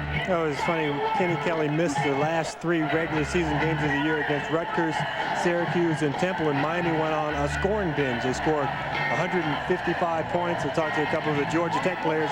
Said we watched those ball games, and it's like we were watching highlight films. I mean, every play is a long run and a touchdown. And Kenny Kelly said, you know, I'm watching the team. I want the team to do well, but for the first time, I realized what it was like to not be part of a team. You know, granted, he's away when they're at spring practice, he's playing baseball, but he said watching that team, I think really sparked his fires and made him want to come back and prove that he could be the quarterback. He saw Ken Dorsey come in that stretch.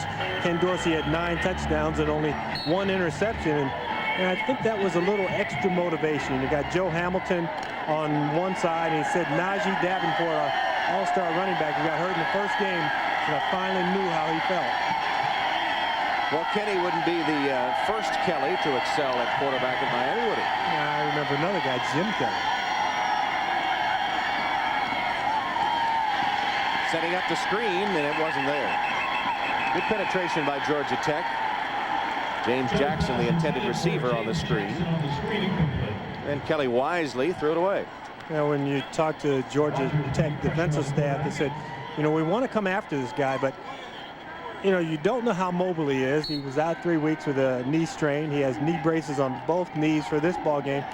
And if Ted Roof comes after him, if he comes after this guy, you got to remember you got one-on-one matchups outside. And the strength of Georgia Tech may be the secondary, but if you can't get to the quarterback with your blitz, you're in trouble on the outside. Ted Roof, the beleaguered Tech defensive coordinator, was a member during his playing days of that Tech black watch defense.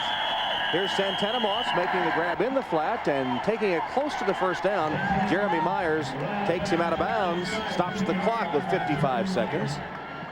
And let's see if he has enough for a first down. Officials take a good long look at it and will measure. You get the replay there, you see, and that's a long throw. You talk about quarterbacks and what kind of arm strength they have.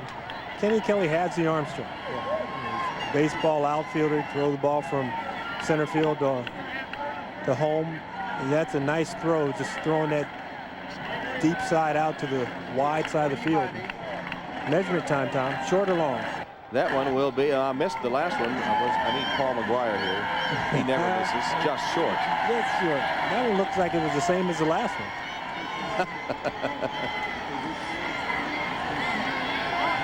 Now, you talked about Joe Hamilton kind of throwing off his back foot, not stepping into it. You see that back foot come up and go in the direction of the throw, and that ball, nice spiral. Santana Moss was, Moss was out of bounds before that. He did have a toe on the sideline, it appeared. That's the one good thing about not being a big guy. You don't have big feet, and officials don't see them sometimes when they step on the side. Me with a size 13, I've been out of bounds at the 12 instead of the 9. Well, it paid off for Moss that time, who has 2 catches, 39 yards in this first half.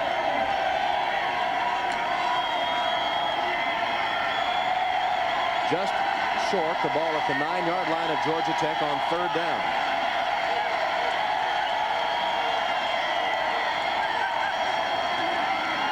Kelly fakes the pass to Jackson and is sacked back at the 20-yard line. Greg Gathers, the freshman, had nothing of the fake and went ahead and stopped him for a loss. There's Gathers. George O'Leary, the Tech coach, was telling us he does bed check himself. He checks, and he went into Gathers' room before a big game, and the lights were out. Nobody was in the bed. There's the play by Gathers. He thought maybe that he was breaking curfew, and he looked up, and there was Gathers sitting at a chair in the dark room looking out the window, and he said, "Coach, I'm nervous." And O'Leary said, "Well, after you said that, I am too."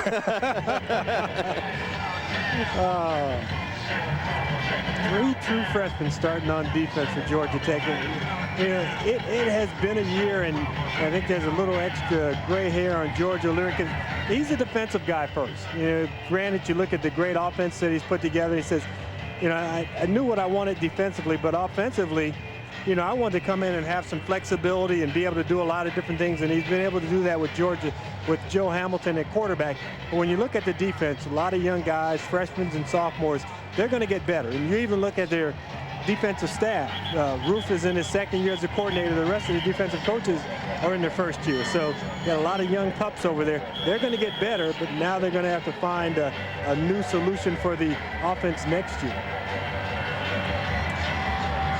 41 seconds left, as you see. 21-7 Miami with a field goal attempt upcoming. Remember, they faked the last one. It was a little longer, though. This one is 37 yards. Andy Crossland, 37-yard attempt. 47 is longest on the season, and this one is no good.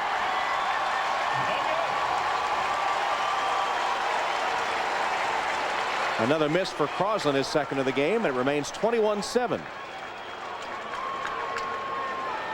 So all that offense results in no points once again for Miami. They sure have had a lot of opportunities in this first half. Yeah, I'm surprised that Crossland went straight for Butch Davis. Or I don't know if Butch Davis made a beeline for him, but normally when you kick a ball, you kind of swing through it, and it'll move as a left-footed kicker from left to right. That ball just stayed straight. He's trying to just baby it through the uprights on that time. And O'Leary applauds. There's been precious little for Georgia Tech to applaud in this first half. I'd look for Des White here. Hamilton's looking for some room. Dives back to the 20-yard line, back to the line of scrimmage. Hamilton keeps it. Matt Walters covered in there. William Joseph on the stop for the game. And Tech has called a timeout. 29 seconds left, despite the fact they're back on their own 20-yard line. Well, that's a measure of how much confidence they have in their offense. Most teams would be, at this point, willing to take a knee and try to regroup. Tech calls a timeout, try to get something going. I think they're looking for any spark possible. They want to just have something good happen before they go in at halftime. You had the big run by Miami once they had closed the gap to 14-7. And you're right, most teams would just, collect their thoughts, go in at halftime, try and make the corrections and get back in the ball game. But with a guy like Joe Hamilton, you know that he can make the defense sweat a little bit here.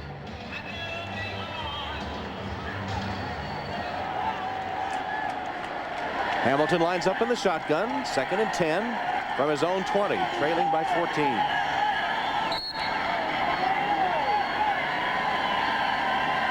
Beautiful sunny day at the Gator Bowl in Jacksonville. Hamilton fires to Des White, makes a catch at the 30, close to the first down marker. Leonard Myers defending him. Hamilton has his jersey tugged off his pads there. And Tech takes another timeout. Check it, officials timeout. And now they say official timeout.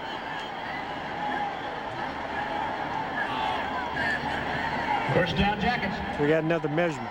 This is going to set a record. 3 measurements in the first half. You're 1 for 1 right now. It looks like they decided it's a first down. Didn't need to measure after all. Gave it a good close look. And the clock starts with 15, 14, and counting.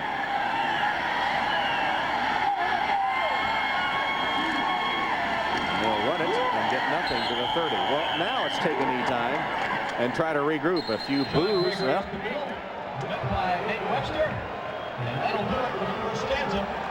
so we've got 2 seconds. 2 seconds left, and Tech called another timeout.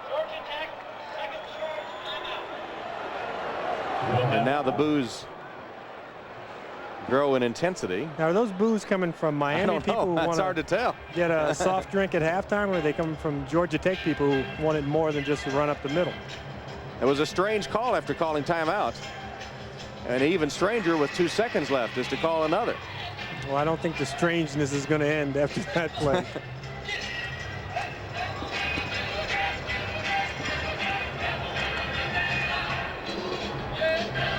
So Friedgen and O'Leary, who designed this offense, it's predicated on the fact of not allowing the defense to make situational substitutions. Try to keep the pressure on them, not enable them to get their nickel and dime packages on, etc. See number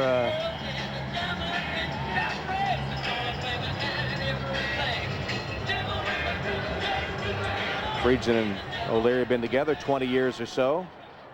O'Leary, a Bobby Ross disciple. Both have coached in the NFL. So here we are with 2 seconds left and a 2nd and 10 from the Georgia Tech 30.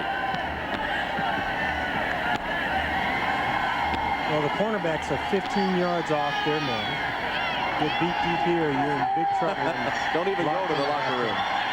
Hamilton throws it as far as he can, and it's tipped and out of bounds, and the first half comes to a close.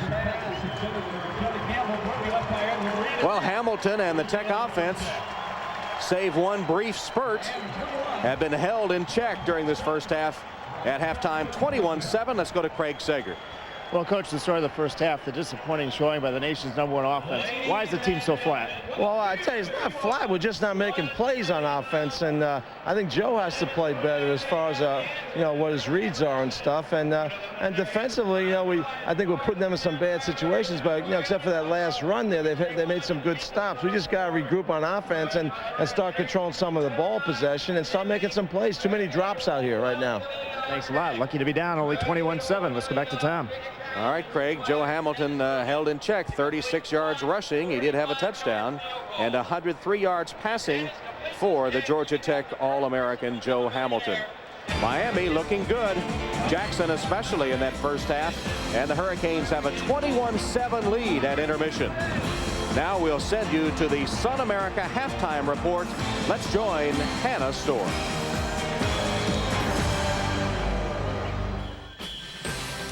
Thanks, Tom. Coming up on the Sun America halftime report, we're in Scottsdale, Arizona, where 12 of the world's best golfers have gathered for the Williams World Challenge. Tiger Woods is the host for this event, and we had a chance to talk with the world's #1 golfer.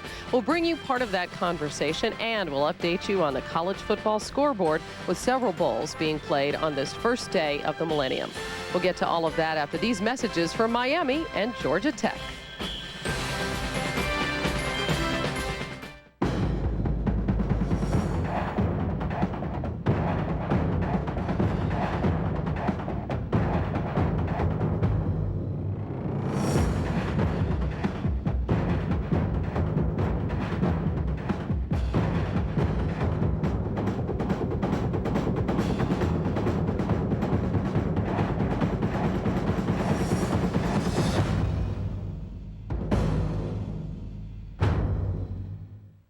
Where you choose to go to college is an important decision, and the University of Miami has some distinct advantages.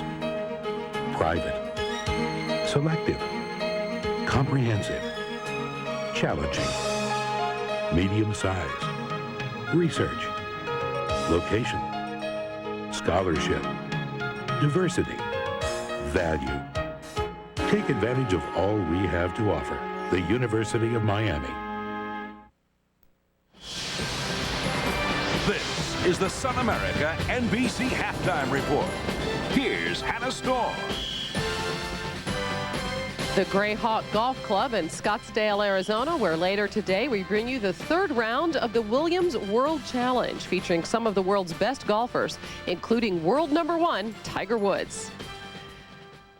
Hi, everybody, and Happy New Year from all of us at NBC Sports. Welcome to our weekend host location here. It's a beautiful one as we're overlooking the signature 16th hole at Greyhawk. We'll hear from the tournament host, Tiger Woods, in just a moment. First, highlights from the first 2 rounds of the Williams World Challenge played on Wednesday and Thursday. Yesterday was a day off for the Pro-Am on New Year's Eve. And a look at the first round on Wednesday at world #2, David Duval with a long birdie attempt on the par 3 8th. This to go 3 under par. He eventually got to 7 under before bogeying 16 and 18. Finished the first round tied for the lead with Tiger Woods at a 5 under par 65. Woods' birdie attempt on the short par 4 15th to go 5 under. He recorded 6 birdies and 1 bogey in his round of 65. The second round on Thursday, Tom Lehman began the day 3 strokes off the pace, then quickly caught up. Birdie attempt on the par 4 14th to go 5 under for the tournament. Lehman had another birdie attempt at the par 3 16th, this to go 7 under, and for his 5th birdie of the day. Lehman shot a 65 in the second round to put him in the lead. Meanwhile, David Duval's second shot on 14, the first round co-leader, even par on the day at this point. And this shot led to a tap-in birdie in a round of 69, 6 under for the tournament. Meanwhile, Tiger Woods struggling early in the round. His second shot on 15, he hit an iron shot off the tee, leaving him with this short approach. Beautiful shot. Led to a short birdie putt. He finished with an even par round of 70 as he birdied that hole both days. So Tiger Woods, the host, entering today's third round, 2 strokes behind Tom Lehman. David Duval, just 1 shot off the pace. Good-looking leaderboard there. We'll have third round coverage for you right after the Gator Bowl. The winner of the Williams World Challenge brings home a cool $1 million to start off the new century. Tiger Woods will be donating his earnings to the Tiger Woods Foundation, which gives disadvantaged youths the opportunity to play golf. I had a chance to sit down with Tiger and learn more about this unique tournament and also the philosophy behind his foundation.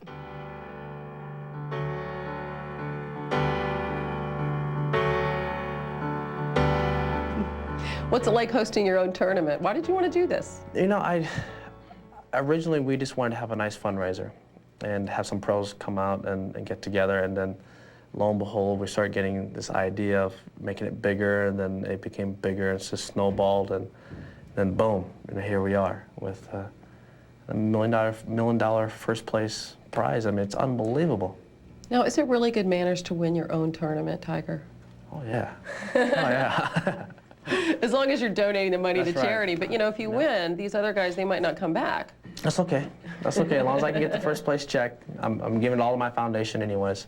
But I really do, you know, thank all the guys for coming out and participating in this. Because this is the first year it's ever been done. And you know, these guys could have turned it down very easily. But they thought it was a wonderful event. And I'm very proud of that. You come in touch with a lot of junior golfers. I know part of the Tiger Woods Foundation, you hold clinics all around the country. Where do you see the impact that you've had in the young people? Where would you say it's the largest? I think participation and the belief that they can play a sport that traditionally has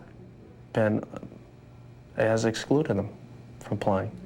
And you know, diversity. Yeah, diversity. I know how it feels not to be able to play on a golf course. I know how that feels. It doesn't feel very good. And to have, I don't want these kids to go through life and not having been given the chance. You know, it's up to them. we're here, our foundation's here to provide hope and inspiration, but more importantly, to provide an opportunity for them to play. And if they so choose to play, then great. But if they don't, then that's their choice. But our responsibility is to give them a chance. If they want to go into golf, then that's great. Now here's an avenue in which you can go into. Professional golf, club pros, or you can go to manufacturing, business side of it, marketing, whatever it may be. There's a whole arena that they probably never even thought of. How do you think golf is faring now going into the next millennium? Are you happy with where the sport is? Where does the sport need to go? I think the sport is on the right track. It's becoming more global. It's becoming more diverse. There are more opportunities for both sexes now. There are a lot of different things that are happening in the game that are good for the game. Some great things happening in golf that leading to the next millennium that are just paving ways for new opportunities for people to take up the game and participate in it. You're so connected to young people. What do you hope for them? What do you hope the future brings? More opportunity, and for them to go ahead and take advantage of it. And a lot of hard work goes into that. But a lot of kids are now looking and seeing and understanding that it's not going to be given to them and have automatic success. I mean, you got to go out there and you got to work your butt off, become the best in whatever you go into. I remember when I was growing up, I used to have a few friends I used to compete against in school, and that was our goal, to beat each other's brains out in academics. And in high school, for my junior and senior year, I remember I had a 4.26, which was pretty good, and I was the dumbest one of the bunch.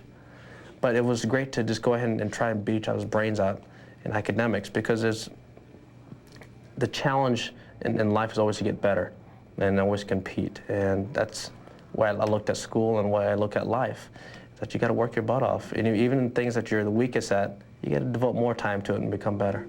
And then just maybe you'll be the best ever. Hopefully. We'll see.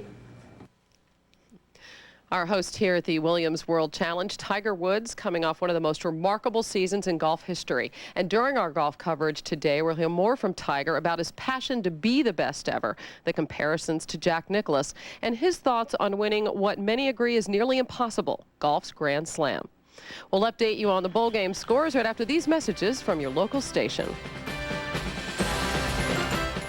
As we watch the University of Miami Band of the Hour, a reminder to log on to MSNBCSports.com for in-depth coverage of today's bowl games. Plus, check out a special college football feature, including an interactive video timeline of the sport. Also, a virtual tour of its Hall of Fame. MSNBCSports.com, the official website of NBC Sports. Now let's quickly update you on today's bowl action. In the game you're watching, the Gator Bowl, Miami leads Georgia Tech 21-7. Joe Hamilton struggling for the Yellow Jackets, while Clinton Portis had a 73-yard touchdown run to set a Gator Bowl record for the Hurricanes. The Cotton Bowl in Dallas is a final, in Arkansas winner over Texas 27-6. The final, the Razorbacks with 8 quarterback sacks. Cedric Cobbs had 2 touchdown receptions as Arkansas wins its first bowl game in 15 years. At the Outback Bowl in Tampa, it's Purdue leading Georgia 25-18, but Georgia threatening. Drew Brees had 4 touchdown passes in the first half, and then the Bulldogs went on to score 18 unanswered points. They have the ball right now. At the Florida Citrus Bowl in Orlando, Michigan State taking on Florida, and the Spartans leading 20-14. Plaxico Burress with a 37-yard touchdown reception for the Spartans. The Gators have never lost 3 straight games under Steve Spurrier. We'll see you after the Gator Bowl for the Williams World Challenge here at the Greyhawk Golf Club. Until then, enjoy the second half of the game. The Georgia Tech Yellow Jacket marching band plays on. We'll send it back to Tom Hammond and James Lofton right after these messages from your local station. This has been the Sun America NBC Halftime Report. Sun America, the retirement specialist. Halftime at the Toyota Gator Bowl, Alltel Stadium in Jacksonville, Florida. Miami leading Georgia Tech 21-7. As the halftime activities continue here, and James Lofton, Tom Hammond with you. And James, I think we expected that Miami would probably be able to move the ball against the Georgia Tech defense. What we didn't expect was that Tech would get nothing done, really, save one drive offensively. Yeah, we knew that Miami's defense was good coming in, but one of the areas that Georgia Tech has not done well in this ball game is really getting yardage on first and second down in easy situations. You heard George O'Leary talk about we've had too many drop passes, and it really has been that simple, because a drop here or there doesn't seem like a big thing, but when you're going up against a defense that has great defensive speed, they have really been able to counteract and neutralize Joe Hamilton. Well, we know that as Joe Hamilton goes, so does the Tech offense, and as George O'Leary said in his interview with Craig Sager just before halftime, that Joe has not had a good first half. Well, I think Ralph Friedgen in this second half, he's going to get Kerry Watkins back. We talked about Watkins, a guy who had a fight with a big lineman in the Georgia game, and he was suspended for the first half of this ball game. So Ralph Friedgen will look at it, he'll say, okay, we did a couple things well in the ball game, but I really want to get Watkins involved in this game, because he's a guy who caught some passes. And also Des White, he was open on the short side of the field, one-on-one, had two easy passes. They were able to get him the football, and when they do that, I think they have a chance to move the football. You look at the stats there, Miami, they don't win in the time of possession, but the big key there is the turnovers, the 2 turnovers by Georgia Tech, and you also don't have the block punt in there. The quarterback of the moment actually is not Joe Hamilton, but is Kenny Kelly of Miami. And I think Kenny Kelly coming into this ball game said, you know, I'm a guy everybody's talking about, should I go football, should I go baseball? Well, today's a football day. And he's made a good day of it so far, a good day for the Hurricanes in general. They lead Georgia Tech 21-7, getting ready for the second half at the Toyota Gator Bowl. Miami leading 21-7. I'm with Coach Butch Davis. So far, the ability for you guys to shut down the nation's #1 offense has been key. How have you been able to do it? Well, first of all, obviously we've got some very talented kids on defense that can run well, and you know, we've been able to put some pressure on Joe and make them have to throw under duress from time, and gotten to taking him out a little bit on some of the option stuff. They got us down on the goal line, made a great play. They're talented. We know that they're a good second half team. We're going to have to play well the second half. Kenny Kelly's been the more effective quarterback, but he dislocated the index finger in his throwing hand. How will you use your quarterbacks in the second half? Well, still, we'll go back and we'll start the game with Kenny Kelly. You know, I think that Kenny Dorsey getting in the game came in when Kenny did go down and put us in the end zone the first time. We're just going to play the guys, keep doing like we've done, and rotate them a little bit. Kenny Kelly's doing a nice job, though. All right, thanks a lot. Let's go back to Tom and James. All right, Craig, thank you very much. There's a look at Ken Dorsey, the freshman quarterback who came in and struggled a little bit, but Kelly, despite that dislocated finger, you see the tape on his right index finger, despite dislocating it early in the game, he was very effective. In fact, as you see, hit 9 of 13 for 127 yards, including the touchdown toss to Andre King. Now, correct me if I'm wrong. If Kenny Kelly's on the baseball mound, he has to pitch. Can't have that tape on his finger. That's right, he cannot. Get a little extra rotation on his curveball there. And meanwhile, Georgia Tech, maybe if they have a secret weapon, maybe it's Kerry Watkins, who was ejected in the second half of their game against Georgia and was suspended for the first half of this game. In fact, Coach George O'Leary, to ensure that he didn't sort of slip into the game, hid his helmet from him. It was funny because George O'Leary wasn't sure on the rules. Could he be on the sideline? Did he have to stay in the locker room? Well, he's on the sideline, and you're right. They said we're going to have to take his helmet, and we probably should take all the other helmets that might fit him and move those away from him. So he's chomping at the bit, ready to go in the second half, which will be underway momentarily. Andy Crossland teeing it up for Miami. They will kick off to start the second half with Des White and Kelly Campbell, the deep men for Georgia Tech. 21-7 Miami as we start the third quarter in the Toyota Gator Bowl. This is Campbell. Kelly cuts back right into the Miami special teams coverage and is taken down at the 23-yard line. Jeff Popovich made the special teams tackle for the Canes. So Joe Hamilton held in relative check by the Miami defense. That's the only interception of his bowl career thus far. The Gator Bowl last year and the CarQuest Bowl the year before that.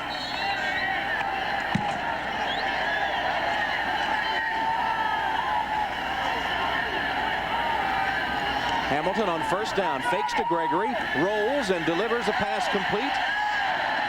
And a Tech first down as Russell Matvey, the backup tight end, catches only his 6th reception of the season and then is knocked out of bounds by Chris Campbell, but not until he had picked up a first down. Looks like George O'Leary and Ralph Friedge are going to try some new faces here. Yeah, but you also talk about, scripting plays when the game begins, and I think George O'Leary and Ralph Friedge have a little script that they want to go on and some things that they want to look at for the start of the second half.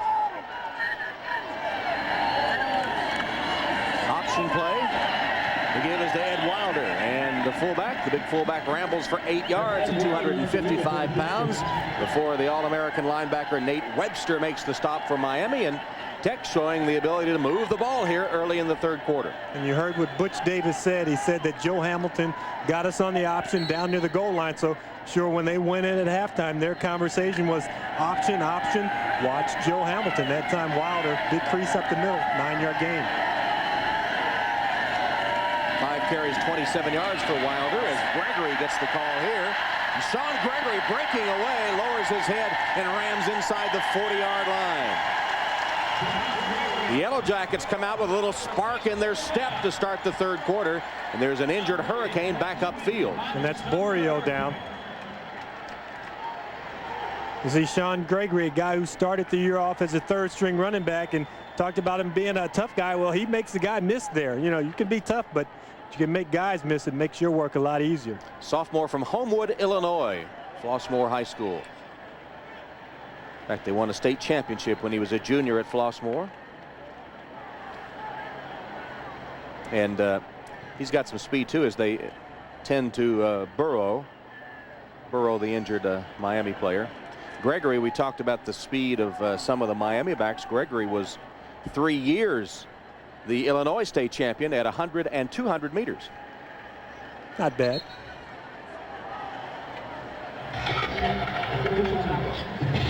Get Michael Burrow on the left side of the frame, and you just see right there his own man cuts him down. If we can back it up and take a look at that one more time, it's not normally the offensive guys that'll hurt you. It's your own guys getting knocked into you.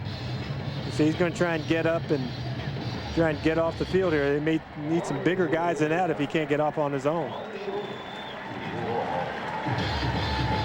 Michael Burrow, the senior from North Miami Beach, went to North Miami Beach High School, then spent a year at Northeast Mississippi Junior College before coming back to join the Hurricanes, as we mentioned earlier.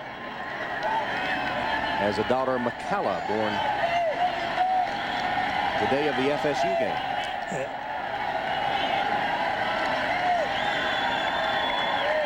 And Kerry Watkins, number 9, the freshman receiver from La Place, Louisiana, who caught 33 balls in the regular season.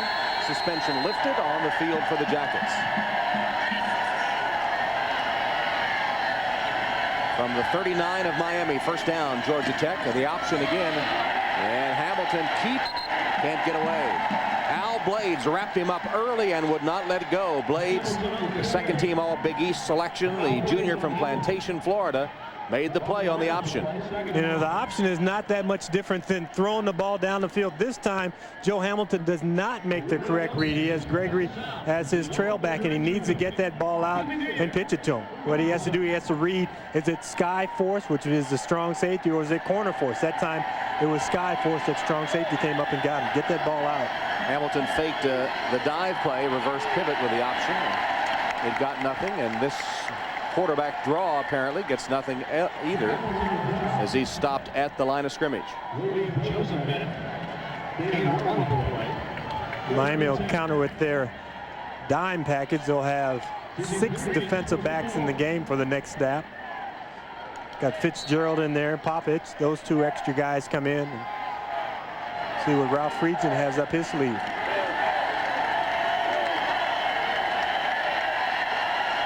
Burrow has a sprained ankle and should return for Miami. Good news for Hurricane fans. 3rd and 10 for Georgia Tech. Low snap. Hamilton picks it up and rifles it complete, but short of the first down to Kelly Campbell. Mike Rupp hit him immediately and made sure they would not be able to gain any further yardage.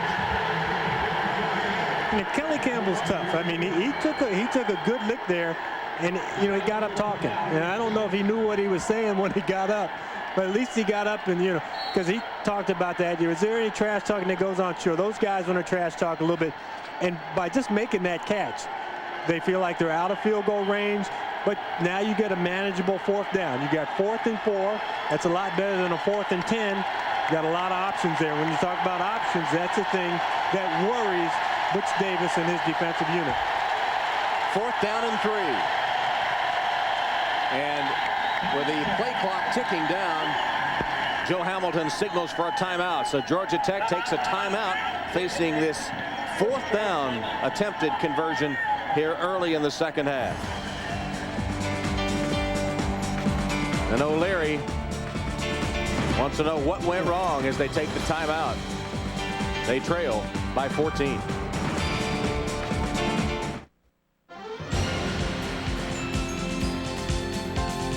The 2000 Toyota Gator Bowl is brought to you by Wendy's 99-cent Super Value Menu.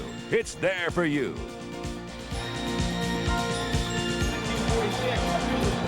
Familiar scenes of the Georgia Tech campus in Atlanta. When we were there for the '96 Olympics, we stayed in close proximity to the Tech campus. In fact, some of the athletes housing the Olympic Village converted to Georgia Tech dormitories when the Olympic Games were over. You mentioned to me you found all the good eating and dining places too. And see, there's a difference between eating and dining. Dining is what you do. You go out and you get silverware. Eating you do with your hands. Chris Collinsworth and I had a lot of chili dogs at the varsity, I can tell you that. 4th down for Georgia Tech. 4th and 3. Critical play for the Jackets, trying to get back in it, and it's complete for the first down. Gordon Clinkscale out of the backfield makes the catch from Hamilton. Webster knocks him out of bounds, but on 4th down, O'Leary and the Jackets convert. You know, Gordon Clinkscale heard that sermon about not dropping any balls. This time he's going to go in motion out the backfield and just leak out into the flat. He's going to be wide open, and watch him hesitate after he catches, because in practice he got hit. But no, he didn't get hit now. There's nobody there. I better get upfield and get some more yardage. There's O'Leary. O'Leary's going, yeah, I called that one.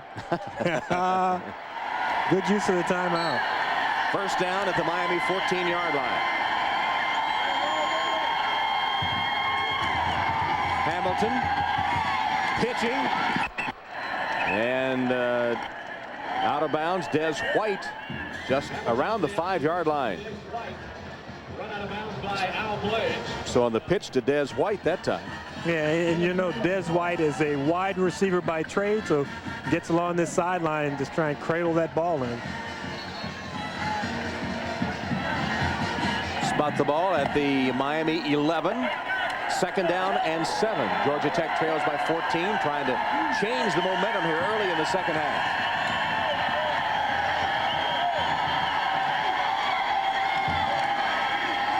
Hand off to Gregory. Sean Gregory thrown back after he reached the 7-yard line. Finds the middle of the Miami line for a couple. Dan Wilkins. Continues to be pretty tough going up the middle against the Miami defense. And those are big guys up there. You look at Gregory, who is just a sophomore, a young kid, runs tough, runs hard, and there are times when you just like to be able to find the ground. They won't even let you get down on the ground. Spot the ball at the 8. That makes it 3rd and 4 for Georgia Tech.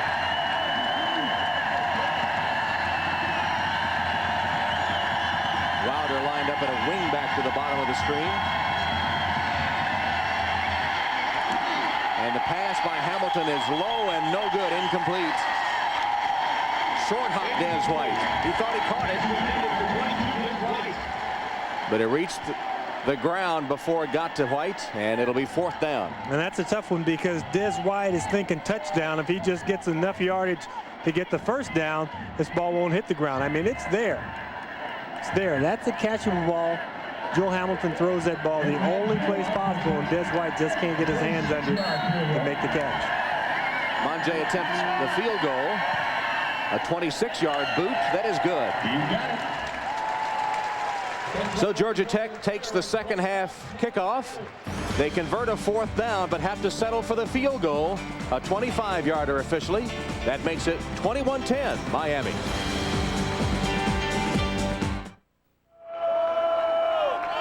With our producer Kevin Smolin, director Kelly Atkinson, Tom Hammond, James Lofton, Craig Sager, Alltel Stadium, Jacksonville, Florida. The Toyota Gator Bowl. We're in the third quarter, 10:21 left. Miami leading Georgia Tech 21-10.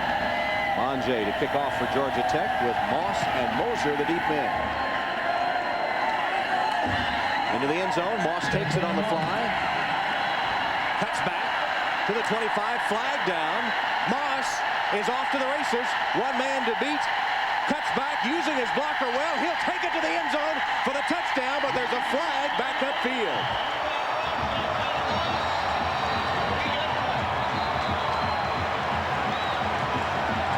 Moss had a couple of punt return for touchdowns this year. This one a kickoff return if it stands. Tom, I don't care if a flag does bring this back. This kid has some electricity. When he got it out in the open field, two guys in front of him, the ability to set them up, but maneuver, weave them in and out, make them go the opposite direction that he wanted to go. I mean, that's vision, that's field presence. You know, he's probably out of breath now, too. Yeah, he had the defenders spinning like tops down there. He had them going every which way.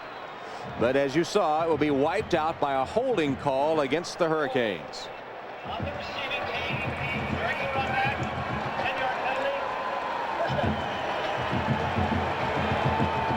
And there you see it. You see the hold and the little takedown. Get that hand in the back. Guy can't get away. Not a big hold, but, you know, just enough, and it's right at the point of attack. If that's away from the ball and away from where the runner is, maybe that doesn't get called. But a good call by the officials. So Miami takes over with a first down at its own 17, wiping out the Moss touchdown run. Kelly at quarterback makes the play action fake. His pass dropped a little high and off the hands of Bubba Franks. Service pass intended for Daniel Franks. Chris Edwards on the coverage for the Texans. It'll be 2nd and 10 coming up for Miami. Trying to regroup emotionally now from having that long touchdown run wiped out.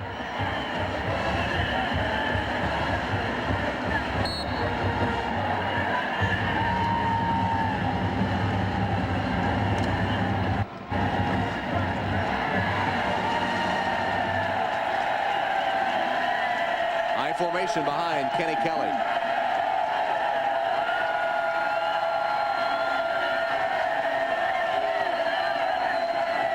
Kelly retreats to pass, being chased by the Tech defenders. Throws it. There were two men right together. Off the hand of Fulcher and incomplete. Sands was out there too, and that couldn't be right, James. They had two receivers within 3 feet of each other. Yeah, but the thing that Georgia Tech is doing right here is you come after the quarterback. Kenny Kelly, great athlete, good mobility, fast, can run, but still likens himself as a pocket passer. And if a guy wants to stay in the pocket, you bring people from the outside, you force him to throw when he's not ready. That time it would have been an easy completion. You had guys running wide open, but you also had enough pressure on the quarterback to cause an inaccurate throw. 3rd and 10. One of the things Miami has not done well today is convert third downs.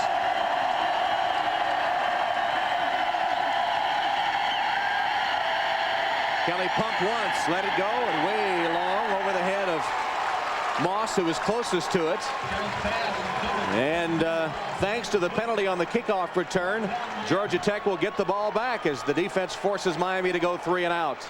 And the biggest series for Georgia Tech all game long, the offense struggling, a defense that comes into the game as one of the most beleaguered defenses in the nation, and a 3 and out against a very good Miami team. Hester awaits the Capshaw punt.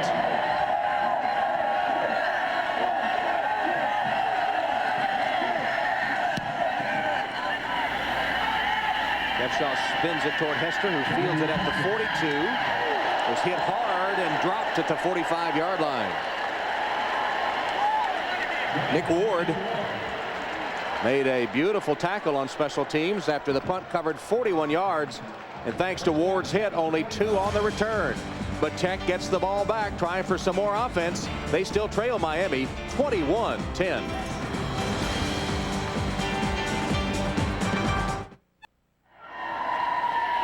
So you think you want to return punts, huh, Tom? You know, it's one thing to watch out for the Miami guys. But when your own teammates start getting in on the action, you're in big trouble. And Marvius Hester is on the sideline. See that wrist, and the medical staff is taking a look at it. He's holding his wrist, but I think it's actually his shoulder that's hurting him, because they've gone up under those pads and they're looking at that pad area. And when you don't expect to get hit, that's when you get hurt the most. But good field position for the Yellow Jackets. They start from their own 45. Option play, and Hamilton with daylight. Joe Hamilton puts on a move and is taken down just short of the 40-yard line by Edward Reed. Good job by Reed. He was about the last man that had a shot at Hamilton. And meanwhile, back upfield, Ed Wilder is injured. Yeah, but nice form tackle down the field by Edward Reed. But this time they decide, okay, we're going to get the pitch man, and we're going to get the dive back. We're going to forget about Joe Hamilton. That's what it looked like to me, and forget about it about 15 yards later. There's Wilder, the injured Yellow Jacket, who had surgery midway through the season, missed a game with his knee being scoped. Yeah, you talk about tough. Misses one game, has that knee scoped, and he hadn't been healthy all year. And you talked to O'Leary, he said, here's a guy who's maybe 50% coming into this ball game, and has really been one of the workhorses in the running game, because not only is he carrying the ball, but he's taking a pounding every time he goes up there. And you can see the brace on the right knee. He's favoring that leg a little bit. So those things don't heal up. You go in, you get it done, and you just gut your way through the rest of the season. Meanwhile, Joe Hamilton showing signs of getting untracked. He rambled for that first down. He's rushed for 49 yards now, passed for 145. 40 of those on the last Georgia Tech drive when he hit 3 of 4.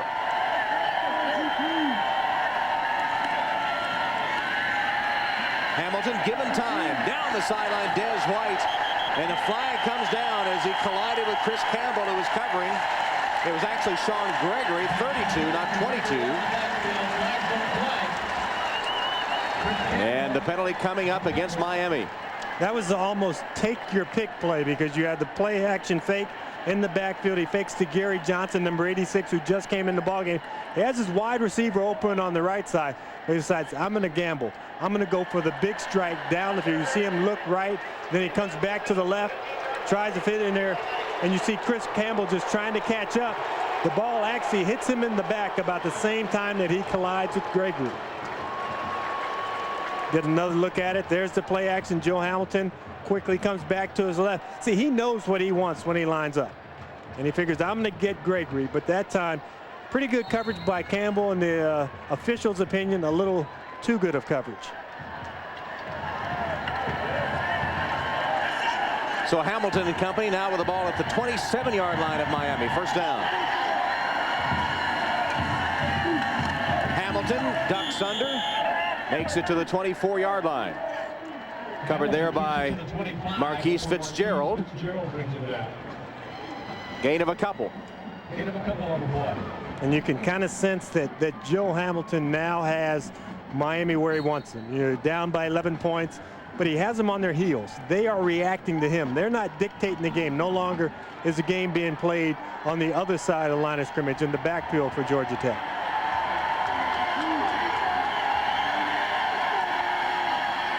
Hamilton swings it to Gregory, hit immediately and dropped by Dan Morgan.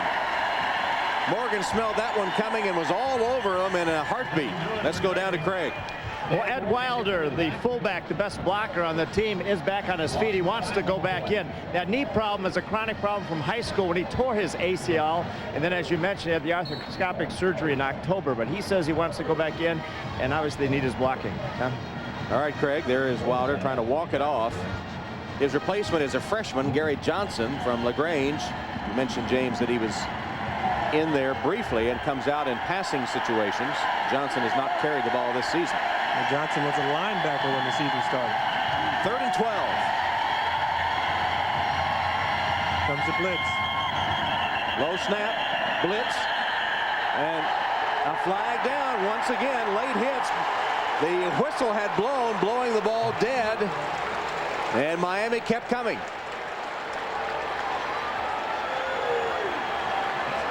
That's 1 against Georgia Tech and 2 against Miami, and huge plays. I mean, this bails Georgia Tech out of what would have been a 3rd and 18 because they were the ones who had moved initially. They had delay of game.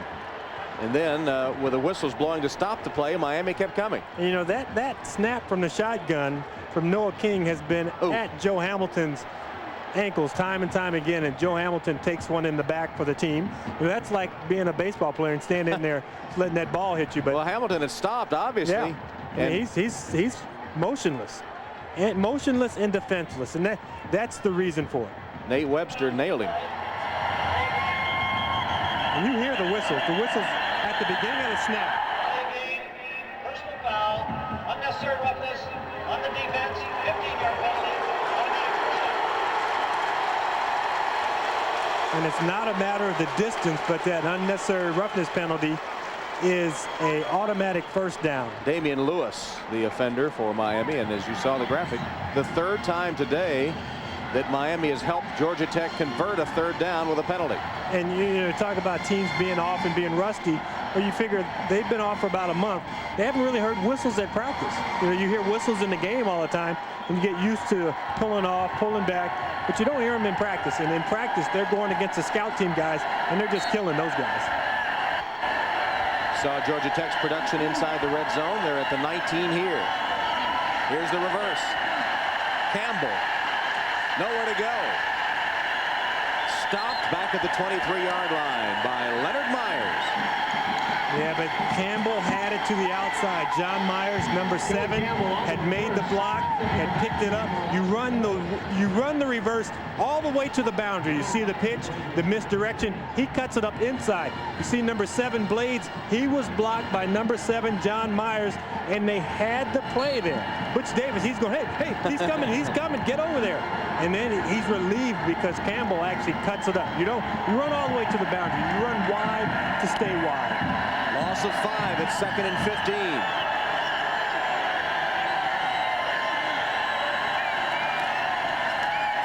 Pumps once, does Hamilton, and goes for the end zone. And the pass is incomplete, intended for Campbell, with Leonard Myers defending for Miami. Pass intended for Kelly Campbell. Leonard Myers on the coverage. It's incomplete. You know, he had both Watkins and Campbell on the same side. They're both running a stop and go. Watkins is in the slot in the middle, and it almost looked like Campbell was watching Watkins and said, well, he's the guy who's open, you ought to throw it to him. Throws the ball out late, and Campbell tries to turn on the Jets, but not enough Jets to get to the ball. And you see a little hand fighting there, just enough hand contact by Leonard Myers to break the stride of Kelly Campbell. 3rd down and 15. Formation here. They got a blitz coming again. Low snap picked up by Hamilton. His pass, his receiver fell down. His receiver had fallen, Des White at the 7-yard line. White looked to be open too. Lost his footing, went to the turf, and another field goal attempt coming up, which does not please the Georgia Tech coaching staff. You know, Des White tried to make a double move, and you know, this turf here in Alltel Stadium where the Jacksonville Jaguars play on Sundays, it's tight, but it's a little loose in spots, and he hit one of the loose spots and just went straight down. Pass ended up hitting the goalpost. Well, you got to be able to jump 10 feet to get it. Field goal attempt is blocked. That's been the trend, hasn't it, this bowl season? Special teams play so important. And that was Chris Campbell that blocked it for Miami. Chris Campbell got in and blocked that one. You saw earlier in the game on the 44-yarder that he missed, that you saw Michael Burrow break 3, and that time Campbell gets in, gets a hand on it. This ball comes out a little low also. And on a short kick, you got to get this thing up. So Monjay unable to convert.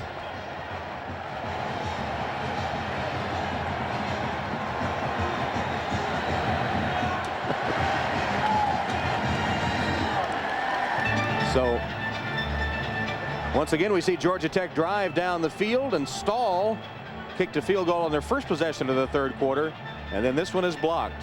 And that's 2 opportunities in the second half where you've come away with just 3 points. And in a ball game where you're really trying to catch up, you're trying to close the gap, you had some good things happen to you. You have a touchdown that gets called back. Your defense goes out. They play great. They're 3 and out, and you see the penetration. But that is a low kick. got to pop that ball up quickly and get it over those hands. Butch Davis says no good, and his team will take over at its own 24-yard line. Kelly at quarterback.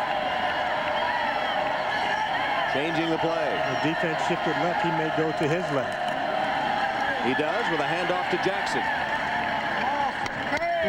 3 yards for Jackson on first down. Stopped by Chris Young. Clock down to 6.5 minutes. Third quarter. It's 21-10 Miami. This puts Georgia Tech's defense in an awfully unenviable state. You talk about emotions, and you've gone out, you've had the good series, you've turned the ball over, your team is ready to get some points on the scoreboard, and then they go flat. And now they have to go out and play defense. James Jackson closing in on 100 yards, 15 carries for 80. Remember, he had 50 on the Canes' first drive of the game. Intercepted. Kelly's pass intercepted by Jamar Clark. Clark down the sideline, bumped out of bounds by Kelly. Intended for Santana Moss. And Clark right there. The ball came right to him, and he picked it off. I talked to Jamar Clark after practice on Thursday. I said, hey, they got some pretty good receivers. He said, well, you know, I face good guys in practice every day. I said, you know, but they alternate guys. I said, that's almost unfair. He said, yeah, you know, maybe they should just stick with the same starters and I can hang with those guys. But he said, it's all about conditioning. I got to be ready to go when they're ready to go. And this is the first bad pass that Kenny Kelly has thrown. Ball is clearly behind his receiver. See his receiver breaking in there, Moss. And Moss almost looks like he doesn't have his eyes on the ball, because that's something he should have been able to stop, at least get a hand on. Tech has had ample opportunities to get back in this game. See if they can capitalize on this turnover as Gregory spins his way to the 40-yard line.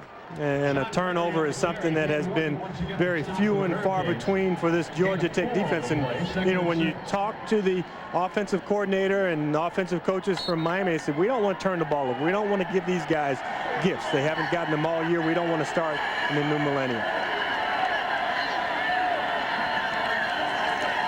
Option play from that wishbone look, and the pitch. Gregory, Sean Gregory down the sideline, hit hard, knocked out of bounds at the 22 by Chris Campbell. Campbell whacked him hard, but a good game for Gregory and a Georgia Tech first down. You talked about Gregory being a guy who had run 100 and 200 meters while he was in high school, and you see it a little bit here. You see he says, okay, I got ground in front of me, let me turn it on. And, you know, we talk about being a tough guy. I don't think he saw that guy. No. He didn't need to be tough there. He had all the yardage he's going to get. Sometimes it's better to step out of bounds. 16-yard gain, first down Tech. Option again. Hamilton keeps this time. Cuts up to the 16-yard line where he's covered by Rod Mack and Al Blades. And very close to splitting Rod Mack and Al Blades. You know, I mean, they hesitated for a second. I said a couple of last series that he kind of has them on their heels now. I mean, they are reacting to him. I mean, now is the time you stick it in the belly, pull it back, get that quick pop pass, get somebody in the end zone when that defense is being aggressive and coming up after you. And Ed Wilder back in his customary fullback spot in the I formation in front of the tailback Gregory. He was shaken up on the last series.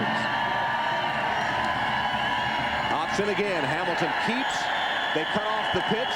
Well defensed by Miami. Edward Reed makes the stop. A loss of 2 on the play.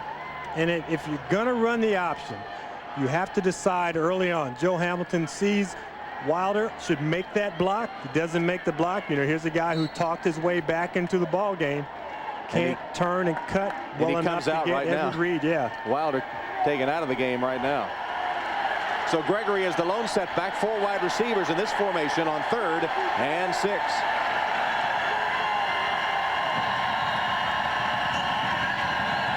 way they're kicking field goals, this is almost 2-down territory.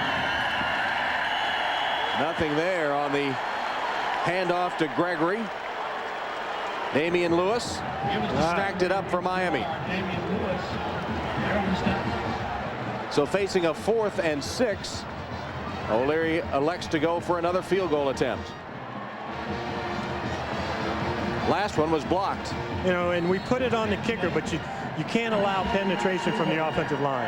Monje puts it on its way. 37-yard attempt. Good. So Georgia Tech converts the interception into 3 points. It narrows the gap. 3:21 left in the third. 21-13, Miami.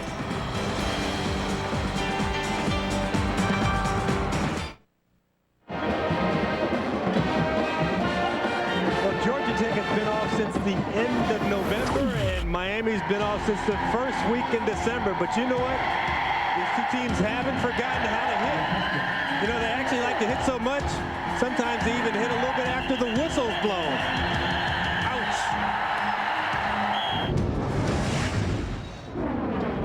I need a bag of ice.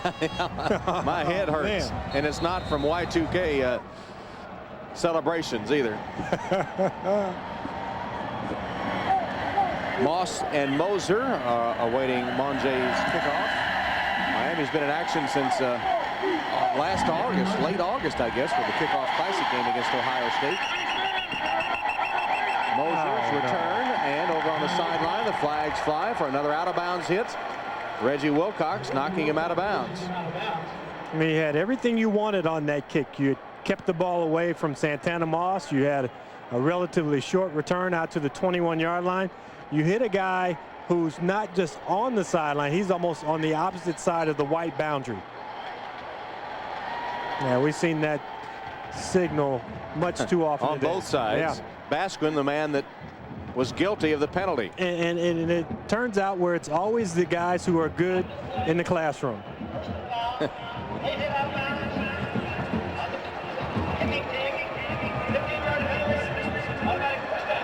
I mean, Baskin on the academic honor roll for the ACC, and you know what? They should start taking points away from their grades. And you know, then the kids would really be scared. Meanwhile, Miami sends Ken Dorsey back up under center.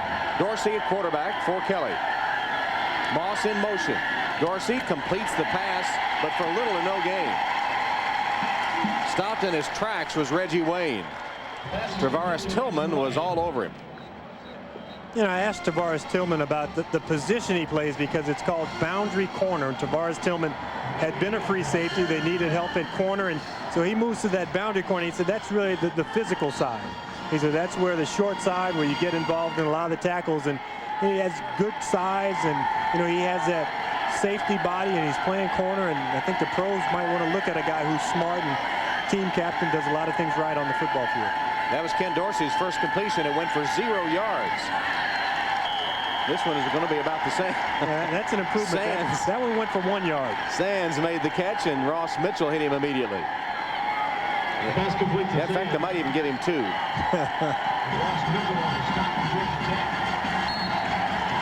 And Georgia Tech for the first time. I just saw Chris Young there, number 33, kind of one of the defensive leaders, a strong safety, motioning to the crowd, make some noise. We're doing something on defense here. 3rd and long. Clock down to 2 minutes left. 3rd quarter. Miami's up 21-13.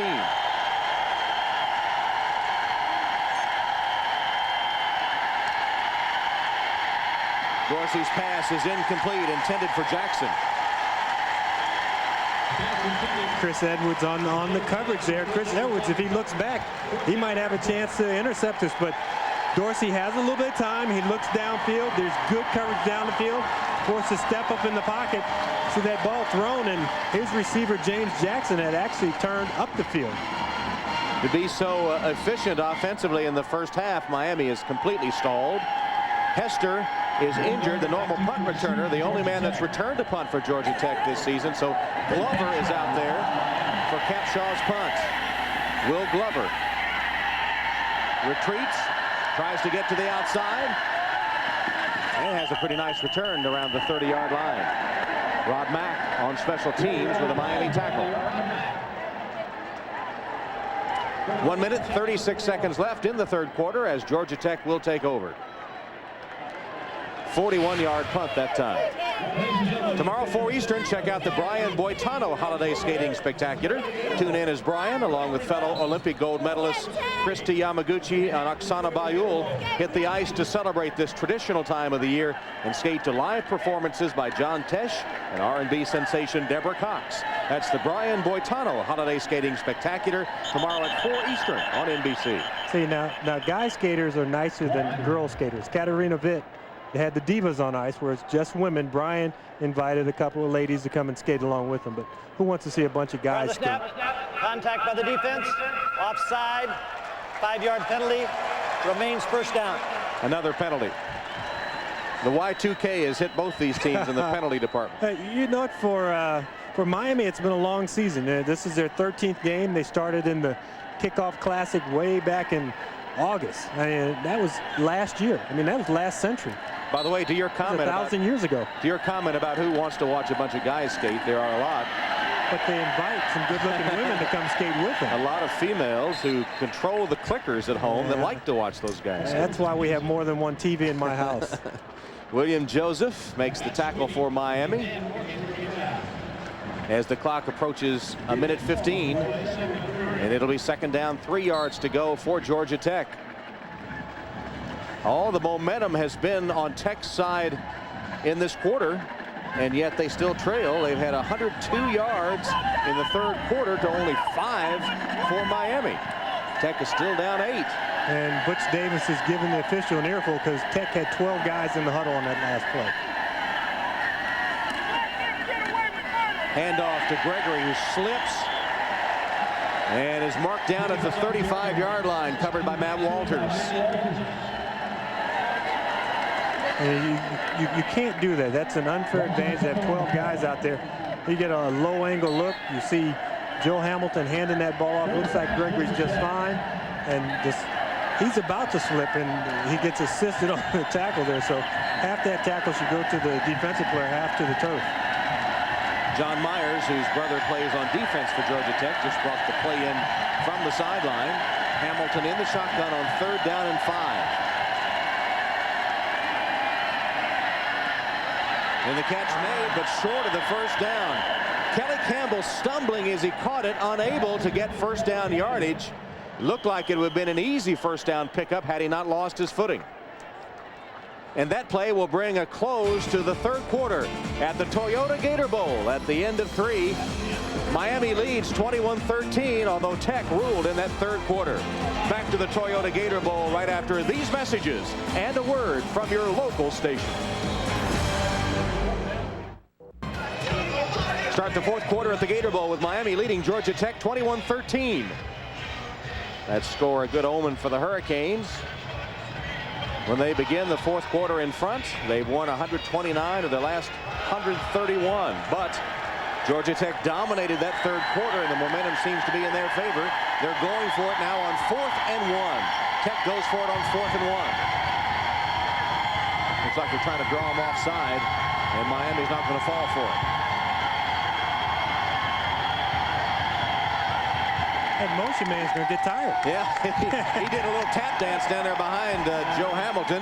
Yeah, so Gary Johnson looked good, though. The ruse did not work, and Georgia Tech will take the 5-yard penalty for delay of game and punt it away. But the Tech defense in that third quarter held Miami on 3 possessions to 3 and out, interception, and 3 and out. Dan Dyke will punt for the Techsters. For the first time in the ballgame, he's punted into a little breeze now, too. Santana Moss, the dangerous one, awaits the boot at his own 20. Low kick and short. Bounces and takes a Miami bounce. It'll be marked out of bounds about the 36-yard line. Moss didn't get a chance to return that one, but nevertheless, good field position for the Canes, who've been unable to do anything with the ball here in the third quarter as they have their first possession of the fourth upcoming. And so far, Miami has taken the lead from the outset and held on. Our Beck's storyline: Portis and Jackson, the Miami running backs, 167 combined rushing yards and 2 touchdowns. Yeah, that 73-yarder. Had 50 yards on the first drive and a 73-yarder for Portis. Miami's defense, 3 late hits have enabled Georgia Tech to convert 3 third downs, and Hamilton had a rough start and starting to find his legs. Here's Portis. And Portis, who ripped off that 73-yarder earlier, gets about 5 yards on first down. You saw the pursuit by Georgia Tech there. It was interesting when we talked to Tavares Tillman. He said one of the things that I hope we do in this ball game is I hope that we play hard every play. That's one of the things that we haven't done so far. And with so many young guys, you kind of look around waiting for somebody else to make the play that time. Even though they pursued and over-pursued a little bit, there were a lot of guys trying to make the play, and good things happen when you do that. Ken Dorsey is the quarterback for Miami.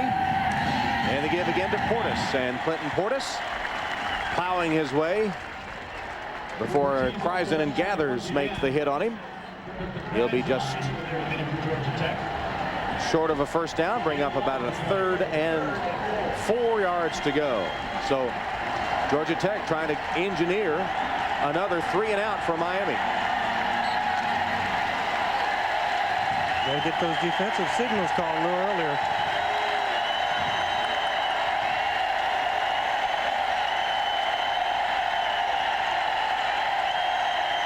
Fulcher is in motion. The handoff is to Portis.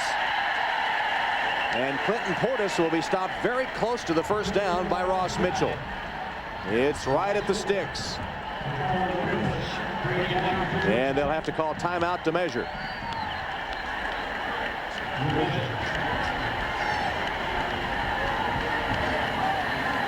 Portis, thanks to that 73-yard jaunt, is approaching 100 yards rushing.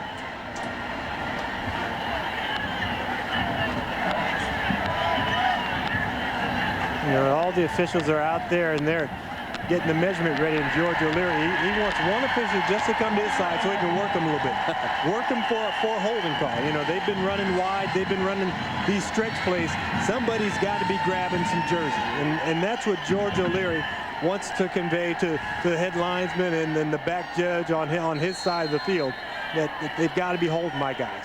My guys are good and they're getting held. Now you call it. Miami's initial first down of the second half.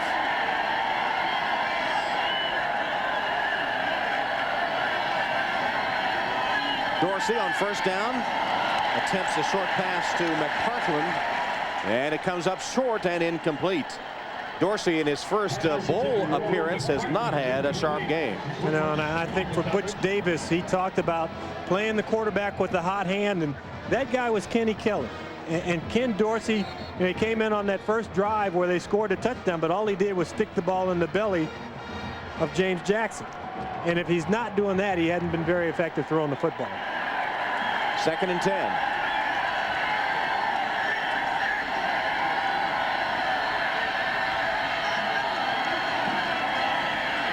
Portis, no place to go, does manage to lower his head and get back to the line of scrimmage. Chris Edwards, Kreisen got great penetration for the Georgia Tech defense. And they're gambling a little bit here. You see Winbush coming from the backside. He gets knocked down, but there are guys all around. And when you make a running back start and stop behind the line of scrimmage and you have pursuit, it gets back to what Tillman said. We want the guys to play hard. Everybody to play hard every play, and we can make something good happen. Pressure now on quarterback Ken Dorsey, who's not had a good day throwing the football, on 3rd and 10.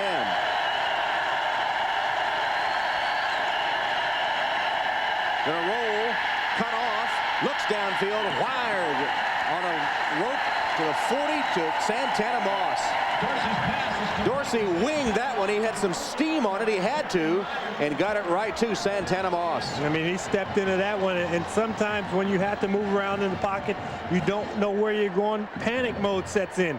He doesn't panic here. He drills this ball down the field, and all of a sudden you see into your picture Santana Moss coming to save the day. That looked like a ball that was just almost being thrown out into the area. Now, maybe Ken Dorsey has better vision than I do, but I'm not sure if he saw Moss when he first released that pass. Kind of had a wobble on it, but it got there, and a first down Miami. They're at the 40-yard line of the Yellow Jackets. Dorsey hit as he let that one go, and a one-handed catch made by Reggie Wayne. Wayne steps out of a tackle and has a Miami first down. Dorsey just threw a rainbow as he was hit, and Wayne hauled it in with one hand, then made a nice move to get first down yardage. You've heard the terminology zone blitz, and what that means is you actually blitz and you play zone coverage behind it. And you see a guy wide open, there's nobody on because you're blitzing, you're bringing extra people, but you're still just playing a zone defense. They're playing a soft kind of 2-deep coverage, and that time Wayne able to get open. We saw earlier where Kenny Kelly missed 2 guys who were in the same area. That's because Georgia Tech is blitzing and playing that zone coverage behind it. Reggie Wayne stepped out of his shoe, had to get it put back on. That was the move he made to get first down yardage. Here's a running play to Portis. Chris Young at the bottom of the stack for Georgia Tech after a gain of about 4 yards. And you see the Georgia Tech guys come up out of the pile with that ball. I mean, they're fighting, they're scratching, they're trying to get everything. You see Bubba Franks is looking toward the sideline. You know why he's looking toward the sideline? He just wants the coaches to recognize him. Because obviously they've forgotten who he is. He had some big plays early on, and he's saying, I'm the guy. You know, I'm the man on this team. Got a lot of good little guys, but I'm the man. He's too big to be invisible. Tech's done a good job of taking him out of the game, apparently. Hand off to Portis. Spinning his way forward and has exceeded 100 yards rushing now. Tackled by Jeremy Myers. Clinton Portis with 100 yards rushing. And sometimes when guys don't get the football, they can pout a little bit. Bubba Franks, what does he do? He takes it out on Gathers, drives him completely out of the play. You see the running room that Portis has, and you talk about a complete tight end. We saw the pass catching skills earlier, his ability to run after the catch. Well, that really is the thing that ties it all together, that separates you from being a receiving back or a guy who can just block. He's both. 3rd down and 3. Play action fake. Pass complete to McPartland, and he has the Miami first down. Key 3rd down conversion. McPartland, the fullback, on the pass from Dorsey. Edwards makes the tackle, but not until they had first down yardage. And just enough. McPartland, normally a blocker. You see him turn that head around so he can get involved in the passing game. He knows that he's the main guy here, and that he has to look quickly. And when that defensive end goes past him, he knows that's trouble for the quarterback, and I have to be the guy to catch the football. Miami's put together a nice drive here, faced with Georgia Tech recapturing the momentum, or capturing it. They've never had it, really. On the sweep, Portis. Georgia Tech defense did a good job of stringing it out, and the pursuit finally collapses. Jamar Clark down at the bottom of the stack will get credit for the tackle. You know, when you've been off for a month, you kind of wonder where your conditioning is. Right now, I'm watching guys walk back to the huddle on each side of the ball, and actually it's the Miami guys who have their hands on their hips. Now, granted, you got a lot of big offensive linemen out there who are doing a lot of work, but these defensive guys are flying all around for Georgia Tech. 2nd down. Dorsey fakes the handoff, throws for the end zone, and the pass is great catch. Touchdown, Reggie Wayne.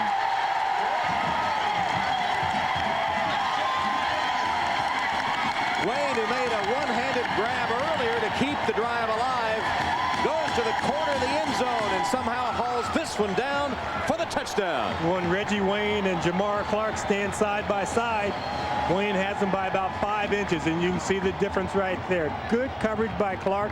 He read the play. He knew what was coming. Just didn't know that the guy was going to sky over the top of him like that. 17-yard touchdown catch by Reggie Wayne. His 5th of the year. Crosland, the extra point attempt, puts it up and through the uprights and good. So Miami appeared to be knocked back on their heels by Georgia Tech. Totally ineffective in the 3rd quarter. But they open the 4th with an impressive drive to take command of the game.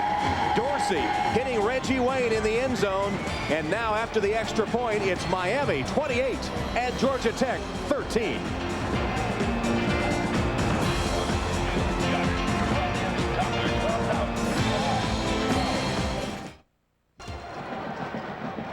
All right, and back here at the Toyota Gator Bowl in Jacksonville, 28-13. Miami's upped its lead after an impressive 12-play, 63-yard drive, and George O'Leary has his Irish up over on the Georgia Tech sideline. And, you know, I think you can draw it up so many times and say, okay, this is the way we got to get it done. But eventually the players just have to make a play, and you just say, okay, forget about what I'm drawing up. Let's get out there and make plays, guys. He probably feels better now he got that off his chest. Not a whole lot better when he looks at the scoreboard. That was a key drive by Miami just when it appeared that Georgia Tech had it going their way after a third quarter. Crosland will kick off for Miami. White and Campbell, the deep end for Georgia Tech. Into the end zone where Campbell again will bring it out. And he's to the 30, cuts back, and then taken down at that spot by Ken Dangerfield. Let's go to Craig Sager. Well, you mentioned that George O'Leary was yelling at the defense. Also, he was yelling at the offense. As we talked about earlier, Joe Hamilton has the ability to check up to 90% of the plays at the line of scrimmage. However, Coach O'Leary said, listen, all you're doing is going wide. Look up the field. Look for Dez. Go up the field vertically. Tom? All right, Joe Hamilton with only 9 minutes left in his college career. He's been 18-4 his last 22 games, has 7 game-saving drives. Can he make it 8? Play action fake, and he goes deep down the sideline. And the catch is not quite made. Mike Rumpf was able to take Dez White and separate him from the football. Rumpf, the sophomore from Delray Beach. Craig said, look for Dez. He looked for him. And you have to make this play. You expect to be a big-time receiver. You want to play well at the next level. Nice timing by Rumpf, but somehow you have to come up with a deep ball. I always thought that it was okay to drop a 5 or a 10-yard pass. But when the offensive line has gone through the effort, the quarterback has made the move in the pocket, you've run that far down the field, you come up with a play, whatever it takes. That would have been big for the local hero, Dez White from Orange Park, Florida, and the co-MVP with Hamilton last year in the Gator Bowl. Hamilton's pass, nice catch. That time Dez went up top to haul it in as he found a spot right in the middle of the Miami defense, and though Hamilton laid it high, Dez able to go up and get it before being tackled by Leonard Myers. Nice job in flooding the zone. They get a guy short. They run Dez White to the corner, and Joe Hamilton really drops this ball in nicely. He has to take it up over the top. Dez White, he knows that, guys are in. The guys can come and take a nice shot on him, but he goes up, exposes himself, and the thing that he does well, he also gets back down on the ground. On the triple option handoff to Ed Wilder, and he has about a 10-yard gain. Al Blades brings the big fullback down, and he's close to a first down.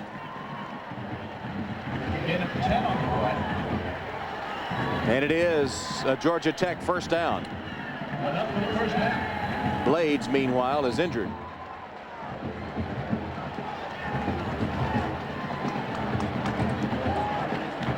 And while they tend to Al Blades, we'll take a break. 28-13 Miami.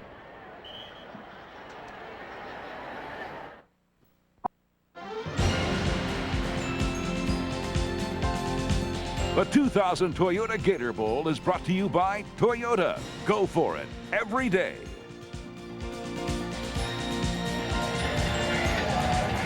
Beautiful day in Jacksonville, Florida.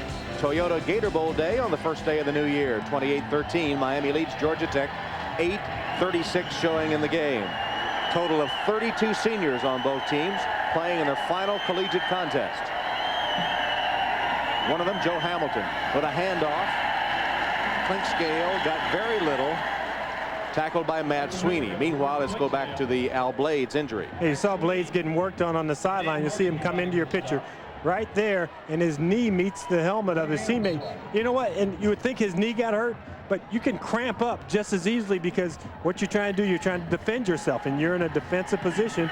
Webster got his big head on Blades' knee, and I think he just cramped up. You can see him over there actually taking a drink and getting a rub down. 2nd and 10. The Miami defenders come crashing across where they've drawn off. We'll sort this one out.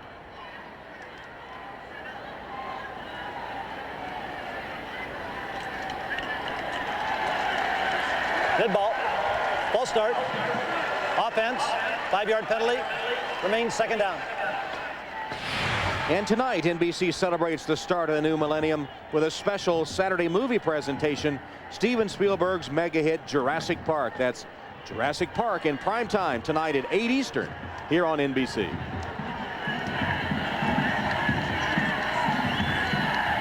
With the 5-yard step off, it's 2nd down and 15 for Georgia Tech.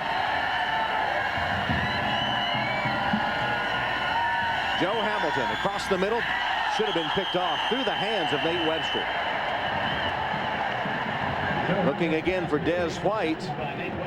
Webster looked to be so astonished that the ball was coming his way, he just couldn't handle it. Yeah, you watch Joe White drop back Joe Hamilton. He got his name mixed up. He's looking for Des White. Those guys had been linked together, so White and Hamilton. At that time, Webster right in the middle of that pass route.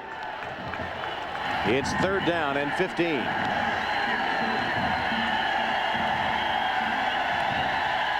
high-powered Georgia Tech offense held at 27 points below their average. Low snap, Hamilton picks it up. Rears back and heaves it for White downfield, and it will be incomplete. Leonard Myers was right with White, and a 3rd and long downfield goes incomplete. It's 4th down. And we talked about the desperation mode, and that's what has happened to Joe Hamilton. He's trying to hit Des White, but in the middle of the field, he had Kelly Campbell wide open. He has a chance on the deep ball here, but Des White just can't make the adjustments. Thrown over the wrong shoulder and thrown short. Dan Dyke in punt formation. Moss at the 10. Trying to work his way free, but can't wiggle loose. Taken down at the 15-yard line by Kelvin Hughley. Well, time running out on Joe Hamilton, hoping to engineer another Tech comeback as he has so many times. Just 7:29 remaining in the Gator Bowl.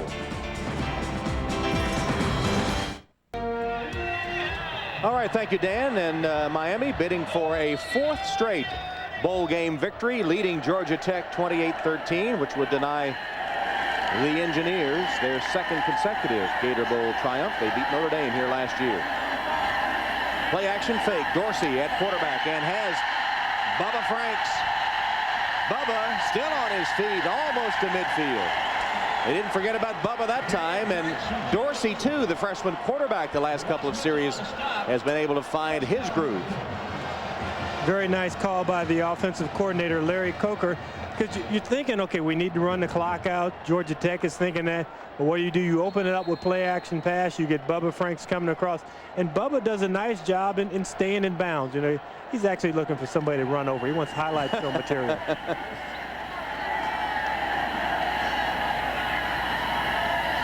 Dorsey, after going forever to complete a pass, has now hit 5 in a row.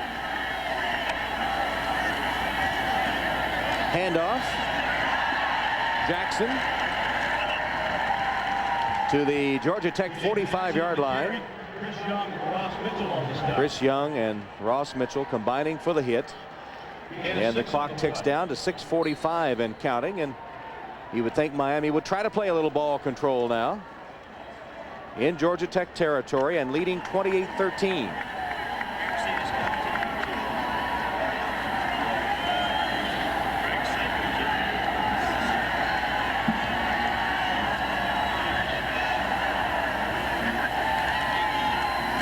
Jackson again.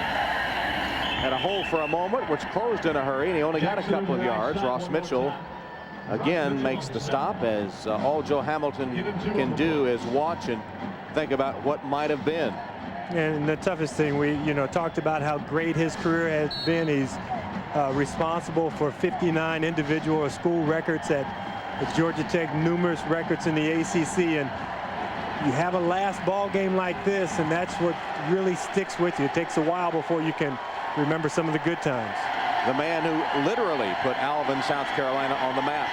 The state changed the maps to put that town of 500, home of Joe Hamilton, on it the next time one is issued. As the run by Jackson loses a yard. Ricardo Wimbush with a good play for the Tech defense. And it'll be 4th down. Joe's parents have not had that pleasant a visit to Jacksonville, considering the outcome of this game.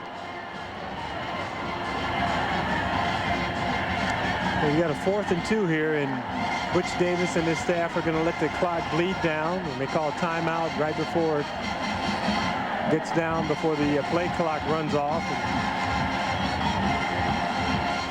We were talking to George O'Leary about Joe Hamilton when he said, as you mentioned earlier, that his greatest asset perhaps is his competitive nature. And he said during their trip here to Jacksonville for the Gator Bowl, they went to sort of an amusement park one day and they played a lot of games and things there. And the next day was a day off. You had a little time to yourself. What did Joe do?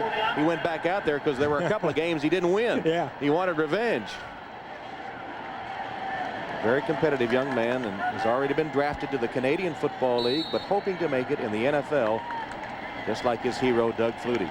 Well, we sat down his receivers, Des White and Kelly Campbell, and we said, do you think he can make it in the NFL? They said, without a doubt. They said his leadership, his character, his athletic ability, that they really believe that this guy can play in the NFL. And they said, you know what, he can probably play any position other than offensive line. Glover is deep for the Capshaw punt on 4th down. Good punt by Capshaw. Glover's going to let it hit, but it does bound into the end zone. So touchback. Georgia Tech will have it at the 20-yard line after that 48-yard punt, and the Yellow Jackets trailing 28-13. Thank you, Dan. We're at 28-13 Miami. Toyota Gator Bowl winding down with 4:44 remaining. Georgia Tech takes over on its own 20-yard line. Precious few seconds left for Joe Hamilton, who comes out on a quarterback draw and picks up 9 yards to the 29-yard line. Hamilton to the 29-yard Tackled there by Nate Webster. Nate Webster there. See those ankle straps that are loose on Joe Hamilton. He wears those instead of taping his ankles. And they're going with the no huddle. Second and short. The clock at 4:20. Behind Des White, incomplete. Pass intended for Des White's behind him. Somebody, his helmet came off in there. The Damian Lewis lost his helmet. They get new chin straps for these guys. Normally a helmet comes off. One of those pads inside will come loose, and it's funny, you get so much tape on your hands when you're a big guy and you can't get the pads back in by yourself. You got to go get one of the trainers to help you out. Matt Walters replacing Lewis. Hamilton dives ahead for the first down. So Tech picks up a first down, but the clock has come down to 4 minutes, 15 seconds. It stops with the first down and then will be rewound by the official. Marks the ball ready for play and winds the clock.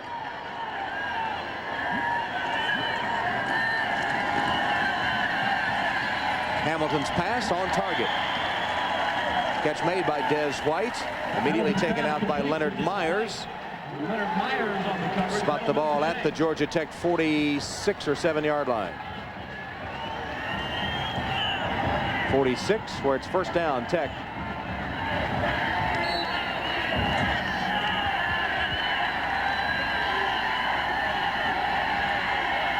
Hamilton with a complete. He got it complete to Clinkscale out of the backfield that time. Myers and Morgan again force him out of bounds. Tech working the sidelines and stops the clock at 3:57. And you see Georgia Tech able to move the ball in spurts, but the thing that has eluded them today has been the big play. They had the opportunity on the deep pass to Des White, but they haven't gone deep that often. The running game has been there from time to time, but it just has not been a consistent movement of the football. Tech trails by 15 points. And time running out. Hamilton's pass good. Inside the 20 to Kerry Watkins. Watkins, who finally got into action in the second half, makes that reception, then tackled by Webster and Reed. And nice job by Joe Hamilton holding that ball as long as possible until the last minute and getting it in, dropping it over. Watkins, who wasn't available for the first half, makes a nice reception there.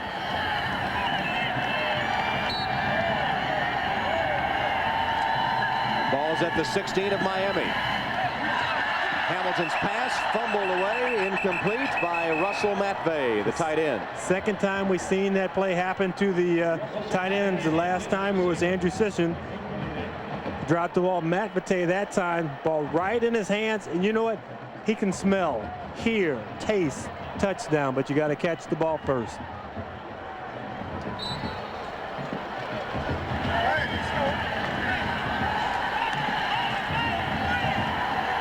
2nd and 10 from the 16 of Miami.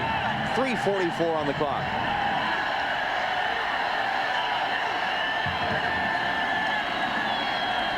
Hamilton sacked at the 25-yard line by strong safety Edward Reed.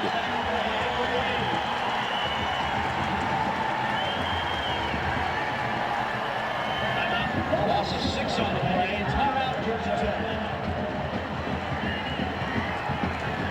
And with this sack by Reed, Georgia Tech will call a timeout with a big loss on the play. Tough thing there. Matt Vite got beat for the sack, and he dropped the pass, and George O'Leary is not happy on the sidelines. Back after a word from your local station. We're back at the Toyota Gator Bowl, where with 3:31 left, Georgia Tech faces a 4th down and 16. While we're away, a play was run, an incomplete 3rd down pass. So it's 4th and 16 for Tech. One last gasp for the Yellow Jackets. Hamilton steps up for the end zone. Intercepted. Intercepted by Leonard Myers.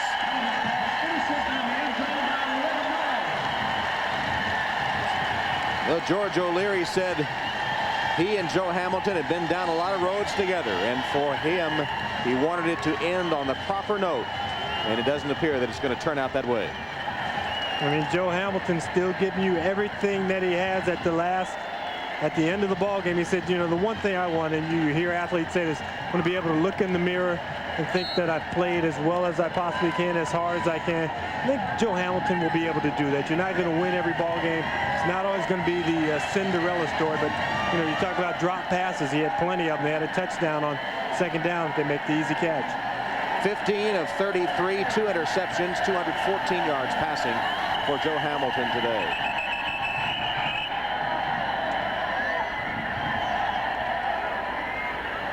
And play a stop to reset the play clock.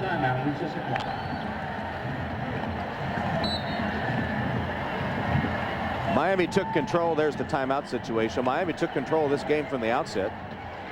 Georgia Tech came in with the nation's best offense, but the 100th ranked defense. Miami took the opening kickoff, marched 67 yards down the field for a score, and it never trailed. Georgia Tech got a little spark just before halftime and then came out and dominated the 3rd quarter, though they didn't put that many points on the board, and then Miami turned it around with a long drive in the 4th, and their defense, again, completely cutting off any Georgia Tech rally. Chris Young with a tackle of Portis, who's gained over 100 yards today thanks to a 73-yard touchdown jaunt. Take a look at Miami. I mean, Georgia Tech and what Miami has been able to not let them do today. The biggest one is really right up there on the top, averaging almost 41 points a game. Today only coming up with 13, but there were missed opportunities. They had deep pass that gets dropped. They have passes in the flat. They could go for touchdowns that get dropped, and missed a couple of field goals. So, you know, it's been a lot of what Miami has done defensively, and Georgia Tech's inability to convert their opportunities when they've had them.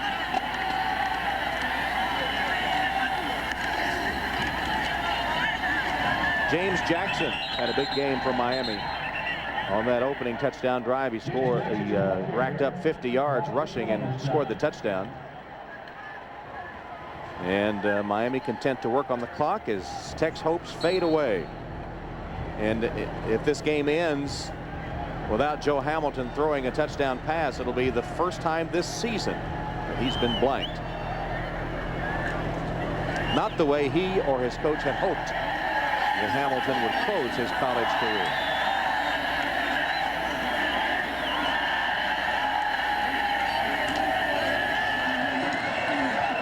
James Jackson again tripped up.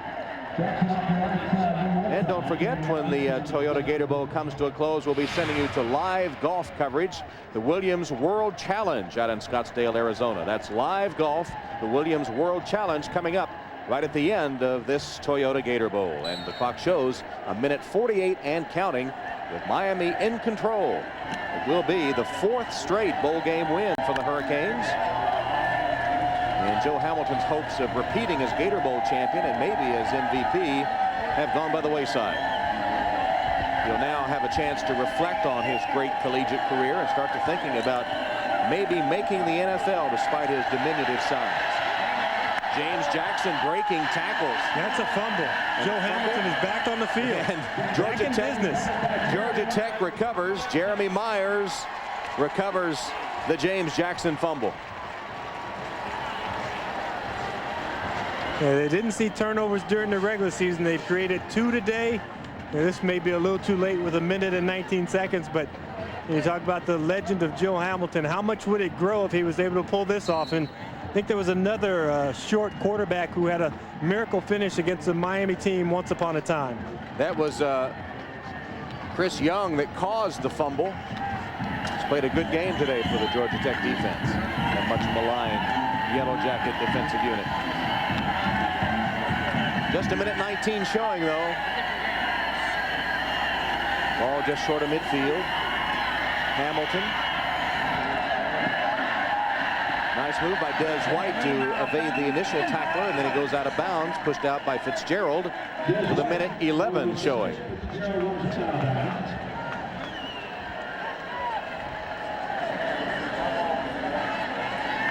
Got to be able to work the middle of the field in this situation. Got a very deep zone. They even have a guy hanging in the deep middle, but you still can't be afraid to come in there. See Greg Schiano, the defensive coordinator, kicking his leg. He's just sending in signals, and they do all kind of gyrations to get those signals in.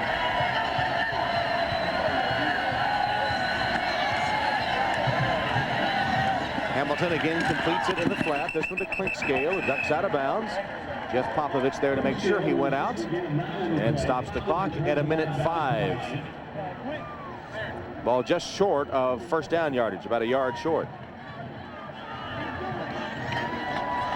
You know, Miami's just trying to keep everything in front of them. When you come up to the line of scrimmage and you see safeties lined up about 15 or 20 yards off the ball, makes it pretty tough. You see the line of linebackers there 10 yards deep. Hamilton chased from the pocket and sacked. Burrow and Morgan combining to put the clamps on Joe Hamilton, and the Yellow Jackets used their final timeout of the game. 55 seconds remaining. And that's simply coverage downfield. We talked about the guys off the ball. Chris Brown, the left tackle, he'll be the guy who everybody points the finger to, but Joe Hamilton had time, tried to buy some extra time, didn't realize that Burrow was just bearing down on him. 55 seconds left, and Miami will go back celebrating a victory here in the Gator Bowl. School's out at Miami, so many of the players traveling independently and many returning home. And how good will Miami be next year? Impressive showing here in the Gator Bowl, and a young team that has a few questions to answer and a few spots to fill, but overall should be dynamite next year. Well, I think for Miami it depends on how well Butch Davis does talking to guys and telling them, you know, you really do need to return for that senior season. He has 2 quarterbacks to choose from. We got to watch both of them play. Dorsey a little bit of a slow start, but came on and did well down the stretch. January 10th is the date that underclassmen must declare for the NFL draft. Hamilton got away from the first wave. Burrow, and then they all collapse him, and Hamilton with no timeouts left trying to regroup, but his career ticking away. Dominant performance by the Miami Hurricanes today.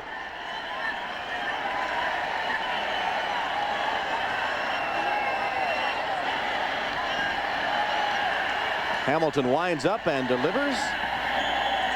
Out of bounds. I think the guys forgot it was 4th down there.